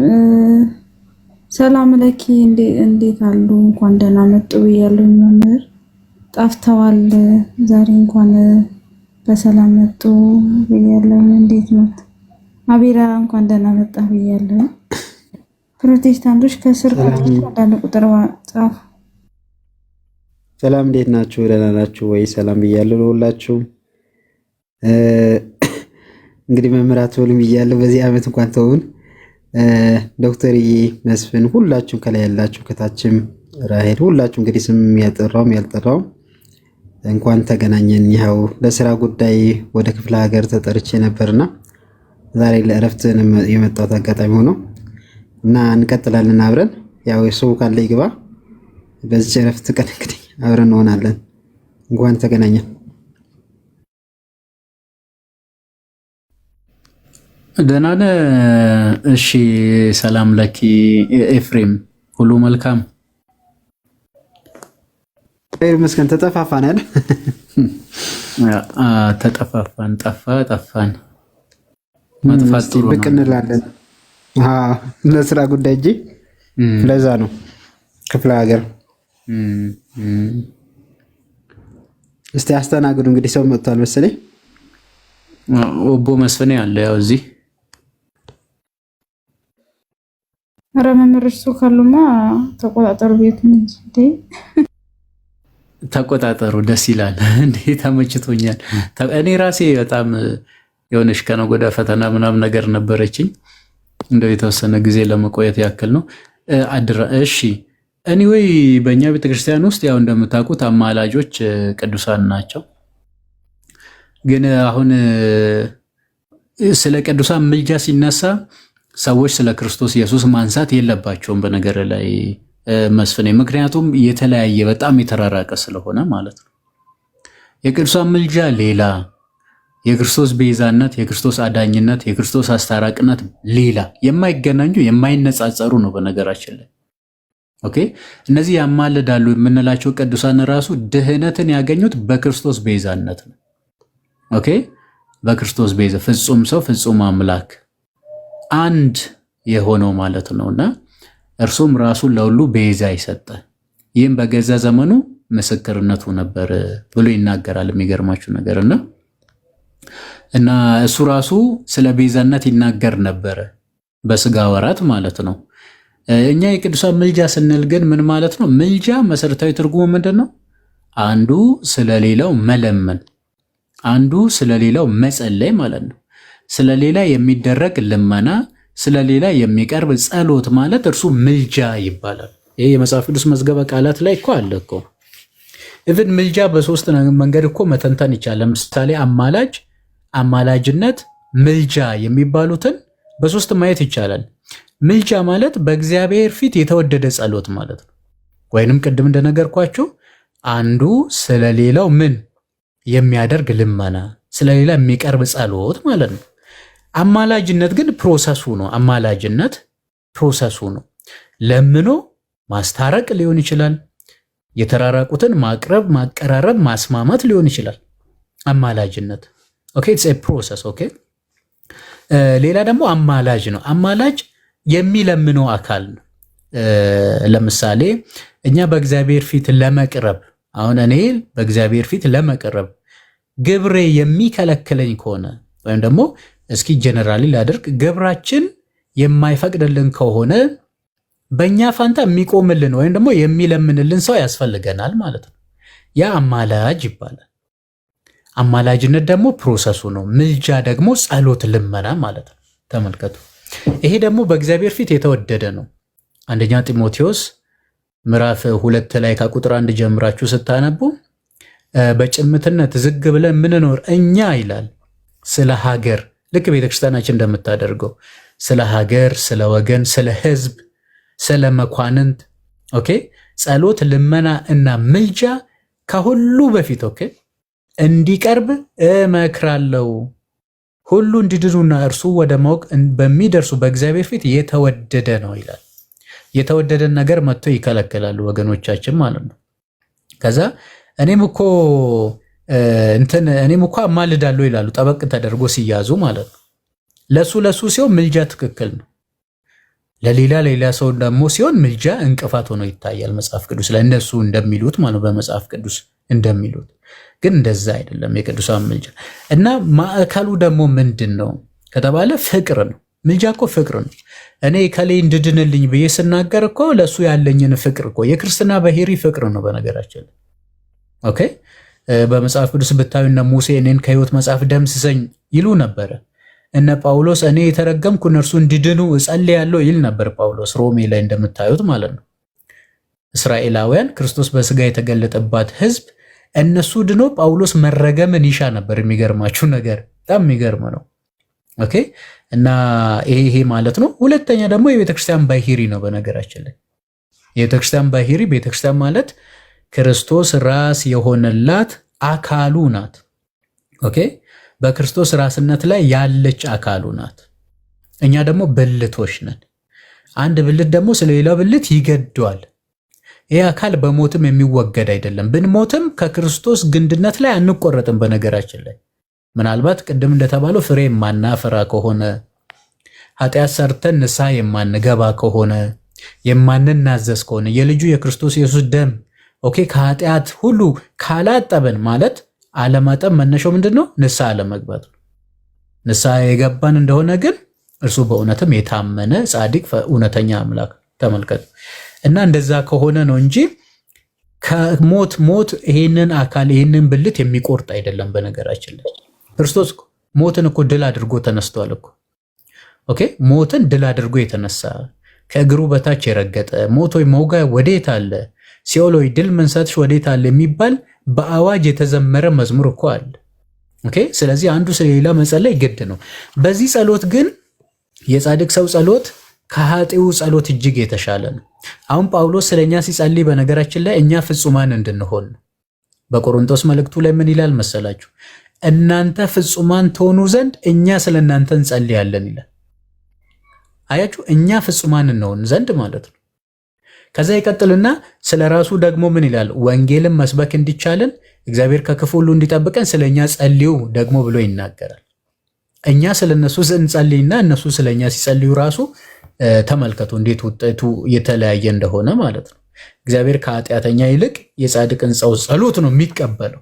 እነሱ ደግሞ ጻድቃን ናቸው፣ ከኃጢአት ጋር ተጋድሎ ኃጢአትን ድል ያደረጉ ናቸው ብለን ስለምናምን ከዚህ የተነሳ ይጸልያሉ። ራሱ እግዚአብሔር የፈቀደ ነው። አብርሃምን ሲያዘው፣ ኢዮብን ሲያዘው፣ ኤርሚያስን ሲያስገድደው፣ እነ ሙሴን ለዚህ ነገር ሲያነሳሳቸው እንመለከታለን መጽሐፍ ቅዱስ ላይ። ስለዚህ እብን ቅዱሳን ስለኛ ካልጸለዩ በደል ነው። ስለኛ አለመጸለይ በደል እንደሆነ ታውቃላችሁ መጽሐፍ ቅዱስ ላይ። መልካም የሆነውን አሳውቃችኋለሁ እንጂ ስለ እናንተ መጸለይን በመተው እግዚአብሔር መበደል ከኔ ይራቅ ይላል ሳሙኤል፣ ካህኑ ሳሙኤል፣ መስፍኑ ሳሙኤል ትዝ ይላችኋል። መልካም የሆነውን አሳውቃችኋለሁ እንጂ ስለ እናንተ መጸለይን በመተው ይላል እግዚአብሔርን እበድል ዘንድ ከኔ ይራቅ ይላል። ቅዱሳን ስለ ክርስቲያኖች ካልጸለዩ በነገራችን ላይ ኃጢአት እንደሆነ ታውቃላችሁ። ያው መጽሐፍ ነው የሚናገረው። ኦኬ። እና ይሄንን ነገር እኛ መጽሐፍ ቅዱስን ይዘን እንናገራ። እነሱ ግን ወንድሞቻቸውን የተወጉበት ነገር አለ። እውነት ነው። በነገራችን ላይ አትፍረዱባቸው። ተወግቷል። የተወጉት አንድ የተበረዘ ትምህርት አለ፣ የተዛባ እይታ አለ። ለምሳሌ የቅዱሳንን ምልጃ ከክርስቶስ ቤዛነት ጋር የማላተም ነገር አለ፣ የማጋጨት ነገር አለ። ቅዱሳን ካማለዱ ክርስቶስ ታዲያ ለምን ሞተ? እኛ ቅዱሳን ራሱ የዳኑት በክርስቶስ ቤዛነት ነው እያልን ትቀልዳላችሁ እንዴ? ቅዱሳን ራሳቸው የዳኑት ለዚህ ክብር የበቁት በክርስቶስ ቤዛነት ነው። ሁሉም ከሞት በታች ነበር። የክብር ክብር ለእርሱ ይሁንና ጌታችን መጥቶ ሁላችንም ምን አደረገን? ወደ ክብር አመጣን። ወደ ክብር አመጣን። ተመልከቱ። እና የሚገርማችሁ ነገር የእርሱን አስታራቂነት ከቅዱሳን አማላጅነት ጋር ነው የሚያምታቱት። ይህ ስህተት ነው። ቅዱሳን ራሱ ያማለዱናል ስንል በዕለተ ዓርብ ወደ ተፈጸመ ወደ ማስታረቅ አገልግሎት ያመጡናል እያልን ነው። መዳን በማንም በሌላ የለም ሲባል ቅዱሳን ሌሎች አይደሉም፣ ሲጀመር ክርስቶሳውያን ናቸው፣ ሌሎች አይደሉም። ኦኬ። ስለዚህ ከዚህ የተነሳ ለምሳሌ ጳውሎስ እንዲህ ይላል፣ ይህ በጸሎታችሁና በኢየሱስ ክርስቶስ መንፈስ መሰጠት ለመዳኔ እንደሆነ አውቃለሁና ይላል። አሁን የክርስቶስ ኢየሱስ ክርስቶስና የመንፈስ ቅዱስ መሰጠት ጳውሎስን ማዳን አቅቶት ነው የቅዱሳን ወይም የሰዎችን ጸሎት ያስፈለገው? ኦኬ። እንደዚህ ሲባል ሌላ መዳኛ መንገድ መፈለግ ማለት ነው። ይሄንን መንገድ በቃ እግዚአብሔር መረጠ። ምንም ማድረግ እኮ አይቻልም። እግዚአብሔር የመረጠውን ነገር አሜን ብሎ መቀበል ነው። ተመልከቱ። እና ይህን ከዚህ አንጻር ማየቱ በጣም አስፈላጊ መስሎ ይታየኛል እኔ ማለት ነው። ሌላው ደግሞ ቅዱሳንን ስናከብር ራሱ ለእግዚአብሔር የሚገባውን ክብር እንደተሻማን ቅዱሳን እንደተሻሙ አድርጎ ማቅረብ አይደለም። እነሱን ያከበረ የማያከብሩት ክቡር የሆነ እግዚአብሔር ነው። እግዚአብሔርን አታከብረውም በነገር ላይ እርሱ በባህሪ ክቡር ስለሆነ ማለት ነው። ክብርን ከማንም ያልተቀበለው እግዚአብሔር ግን ቅዱሳንን አክብሯቸዋል። ቅዱሳንን ማክበር የእግዚአብሔርን ጸጋ ማክበር ነው። ይህንም በዚህ መልኩ መረዳቱ በጣም አስፈላጊ ነው። ሌላ ደግሞ ብዙ ጊዜ ተለመዳል፣ ሙስና ይሉታል። የቅዱሳንን ምልጃ እጅ አዙር፣ ይሄ በቀጥታ ሳይቻል ይሄ በተዘዋዋሪ ወደ እግዚአብሔር መንግስት እንደመግባት ሙስና ይሉታል። ይህንን ታውቁታላችሁ? አልሰማችሁትም? የእነርሱን ጸሎትና ለእነርሱ የተሰጠውን ቃል ኪዳን እግዚአብሔርን ሸውዶ ወደ እግዚአብሔር መንግስት እንደመግባት። ኦኬ፣ እንደዚህ የሚባል ነገር ትሰማላችሁ። አሃ ሙስናን ራሱ ያዘዘው እግዚአብሔር ነው እያላችሁ ነው።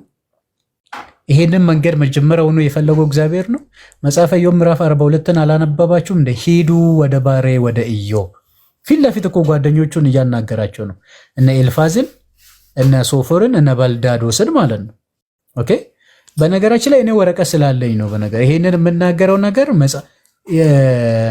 በጣም ብዙ መጽሐፍቶች ስላሉ ነው። እነ ጮራ መጽሔትን፣ መቅደስ የገቡ መናፍቃን የሚልን፣ ከሌሊቱ ስንት ሰዓት ነው የሚል፣ ስማ ጽድቅ ብሔራዊን፣ እንደውም በመሰረት ስብሐት ለአብ የታተመው ደግሞ አንድ እንትን አላቸው። በነገራችን ላይ በየጊዜው የሚታተም ማለት ነው። እዛ ላይ ይህንን ሁሉ ማለት ነው።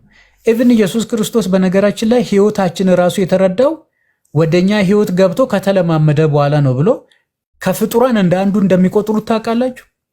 ይሄ በነገራችን ላይ ፕሮቴስታንቲዝም ምን ይባላል? ሌተንት አሪያኒዝም ነው የሚባለው። ስውር አሪዮሳዊነት ነው ፕሮቴስታንቲዝም በነገራችን ላይ ቅድም አሁን ማን ነው የሚፈርደው የሚል ጥያቄ ሲቀርብ ኢየሱስ ነው ማለት በጣም በጣም በጣም በጣም ሲዳደው ትመለከታላችሁ። ሐዋርያት ግን ምን ብላችሁ ስበኩን የተባሉት? እስኪ ይህንን የሚያነብልኛል የሐዋርያት ሥራ ምዕራፍ 10 ቁጥር 41 ላይ እስኪ የሐዋርያት ወደ ዓለም ሄዳችሁ ስበኩ የተባሉት ምኑን ነው? እስኪ መስፍን ያንብብልኝ፣ ወይ ደግሞ ኤፍቲ የሐዋርያት ሥራ ምዕራፍ 10 ቁጥር 41 ላይ እስኪ ከጌታ ጋር የዋሉት ከጌታ ጋር ያደሩት ሂድ ኤፍቲ አንብቢልኝ። ከመንገድ ገብቼ መጽሐፍ ቅዱስ የለም መምሪ ይቅርታ ስልኬ ስለዘጋ ነው። ኤፍቲ አንብቢ ያለኝ እኮ መጽሐፍ እናንተ እንድታነቡ ብዬ ነው እንጂ ይሻለው መጽሐፍ እኮ። እኔ ደግሞ ስልኬ ላይ ስለሆነ አፕሊኬሽኑ ከሱቅ ወደ ቤት መጥቼ ነው። ያው ላንብብላችሁ የሐዋርያት ሥራ ምዕራፍ 10 ቁጥር 41 ላይ እንዲህ ይለናል። እሺ ሸበላው በጣም አይቻለሁ ትላለህ። ጸጋ ነው ምንም። በዚህም ደግሞ የሚቀና እንዳይኖር ደግሞ ጌታ ሆይ ትላለህ። እኔ ደግሞ ቪዲዮን ብከፍት ምን እንደሚፈጠር አስባል። እሺ ቁጥር 41 ላይ ላንብብላችሁ በእናታችሁ ደስ ስለሚለኝ ነው። እንዲህ ይላል፣ በእንጨት ላይ ሰቅሎ ገደሉት ካለ በኋላ እርሱን ይላል ኢየሱስ ክርስቶስን እግዚአብሔር በሶስተኛ ቀን አስነሳው። እግዚአብሔር አስነሳው ይላልም፣ እርሱም ተነሳ ይላልም፣ መንፈስ ቅዱስም አስነሳ ይላል። የክርስቶስ መነሳት የእግዚአብሔርነት ስልጣን ነው። በስልጣን ደግሞ ሥላሴ ስንት ናቸው? አንድ ብቻ ናቸው። ኦኬ፣ ሶስት ስልጣን የሚባል የማትከፈል አንዲት ስልጣን ናት ያለችው። እንዲህ ይላል፣ እግዚአብሔር በሶስተኛ ቀን አስነሳው ይገለጥም ዘንድ ሰጠው። መነሳቱ ማለት ነው። ይሁም ይላል የጌታ መነሳት፣ ይሁም ለሕዝቡ ሁሉ አይደለም፣ ነገር ግን በእግዚአብሔር አስቀድሞ የተመረጡ ምስክሮች ለሆነ ለእኛ ነው እንጂ ከሙታንም ከተነሳ በኋላ ከእርሱ ጋር የበላን የጠጣን እኛ ነን። ለሕዝቡ እንድንሰብክና በደንብ ያዙ፣ ለሕዝቡ እንድንሰብክና ቁጥር 42 ላይ በሕያዋንና በሙታን ሊፈርድ በእግዚአብሔር የተወሰነ እርሱ እንደሆነ እንመሰክር ዘንድ አዘዘን አሉት። ከእርሱ ጋር የበሉት፣ ከእርሱ ጋር የጠጡት፣ ከእርሱ ጋር የዋሉት፣ ከእርሱ ጋር ያደሩት፣ ልዩ ልዩ ጸጋ የተቀበሉት ሐዋርያቱ በዓለም ላይ ምን ያደርጋል ብላችሁ መስክሩ ነው የተባሉት? የሚፈርድ እርሱ እንደሆነ እንመሰክር ዘንድ አዘዘን አሉት። ስለዚህ ኢየሱስ ፈራጅ ነው። ኦኬ፣ ኢየሱስ ፈራጅ ነው። የማስታረቁን ስራ ከፈራጅነቱ ከአምላክነቱ ጋር ኦኬ እያምታታ በቃ ማላጅ ብቻ ነው ለማለት አይዳዳቅ። በነገራችን ላይ በዮሐንስ ወንጌል ምዕራፍ 5 ላይም የተቀመጠው አንድ እውነት አለ። ሰዎች ሁሉ አብን ባከበሩት መጠን ወልድን ያከብሩት ዘንድ ፍርድን ሁሉ ለወልድ ሰጠው። አብ በአንድስ እንኳን አይፈርድም፣ ወልድ ይፈርዳል እንጂ ይላል። አሁን እኛ ይህንን ክፍል ይዘን አብ አይፈርድም አንልም። ለምን ተጻፈ ነው በነገራችን ላይ። ኦኬ ተገልጦ መፍረድ ለወልድ ነው እንጂ ለአብ ነው እንዴ? አብን እኮ ያየ የነካ የዳሰሰ ማንም የለም እኮ። ኦኬ ተመልከቱ። እና ተገልጦ መፍረድ ለወልድ ስለሆነ ለወልድ ሰጠው በማለት ይሄን ሲናገር ተመለከተ። ስለዚህ ኢየሱስ ክርስቶስ ፈራጅ ነው። በኋላ ብቻ አይደለም አሁንም ኦኬ በፍርድ ወንበር ላይ ነው፣ በስልጣኑ ላይ ነው የተቀመጠው። ኦኬ እና ከዚህ አንፃር ነው ሰው ቅዱሳን ያማልዳሉ። አዎ ያማልዳሉ፣ ምንም ጥያቄ የለውም። በቆሮንቶስ መልእክቱ ላይ ራሳቸውንም ስለናንተ ሲያማልዱ በእናንተ ላይ ከሚሆኑና ከሚበልጠው ከእግዚአብሔር ጸጋ የተነሳ ይናፍቋቸዋል ይላል። ኦኬ ሁለተኛ ቆሮንቶስ ምዕራፍ 9 ቁጥር 15 ነው። እንደዛ ላይ ማለት ስለማይነገር የጸጋ ስጦታ እግዚአብሔር ይመስገን ይላል። ምንድነው ጸጋው? እነሱ ማማለድ፣ እኛ ደግሞ ቅዱሳንን ማገልገል። ኦኬ እና ከዛ አንፃር ነው። ጌታችን ግን ያማልዳል የምትሉ ሰዎች እኛ ያንን ነገር አናምንም። በስጋ ወራትም ቢሆን ያደረጋቸው ነገር ለመድኃኒትነት፣ ለማዳን፣ ለአርአያነት ኢየሱስ መምህር ስለሆነ የሚያስተምረውን ነገር በቃል በተግባር አሳይቶናል። አሁን ለምሳሌ አባታችን ሆይ ብላችሁ ጸልዩ ስል አባታችን ሆይ ብሎ ነው የጸለየው ጌታችን። በደላችንን ይቅር በለኝ። ምን በደል ሰርቶ ነው በደሌን ይቅር በለኝ የሚለው ጌታ? ኦኬ እሱ እኮ ያለ ነቀፋ እኮ ነው፣ ያለ ነውር እኮ ነው፣ ተንኮል የማያገኘው ከሰማያት ከፍ ከፍ ያለ ሊቀ ካህናት እኮ ነው የሚለው አይደል እንደ መጽሐፋችን። ሊቀ ካህናት ቅድስናን የተሞላ ቅዱስ እኮ ነው። ተንኮል የሌለበት የዋ ነው። ነውር የሌለበት ንጹሕ ነው። ከኃጢአተኞች ሁሉ የተለየ ኃጢአትን የማይሰራ ጻድቅ ነው። ኃጢአት ራሱ አይስማማውም። ወደ ሰማያት ያረገ ሰማያዊ ነው ክርስቶስ ኢየሱስ። ኦኬ። እንደ ብሉይ ኪዳኑ በምድር የሚቀር አይነት ሊቀ ካህናት አይደለም። ወደ ሰማይ ያረገ በእግዚአብሔር ቀኝ የተቀመጠ ተመልከቱ። ምሕረትን የሚሰጥ የመምህር ሊቀ ካህናት ነው ጌታችን ኢየሱስ ክርስቶስ እና ከዚህ አንጻር ነው። ሮሜም ቢሆን ከእገዛ ጋር የሚፈታ ነው። ዕብራውያን 7 ላይ የተቀመጠው ግን ስለ ሞቱ ነው፣ ከሞቱ ጋር ነው። ኦኬ። ሰው ሁሉ የዳነው በክርስቶስ ሞት ስለሆነ ያ ሞት ደግሞ በነገራችን ላይ ለእኛ ብቻ ሳይሆን ለብሉይ ኪዳን ሊቀ ካህናት ሁሉ የሚያገለግል ነው። በእርሱ ሞት እንደ ከሲኦል ያመለጡት እነሱ ወደ ገነት የተሸጋገሩት እና እንደዛ ነው። ጠበቃ ማለትም አማላጅ ማለት አይደለም። መካከለኛ ማለት ፍጹም ሰው ፍጹም አምላክ ማለት ነው። በቃ አለቀ። እና ከየት አምጥታችሁ እንደዛ እንደምትሉ አናውቅም። እስኪ ወንድሞች ቀጥሉ፣ ይቅርታ ቀጥሉ።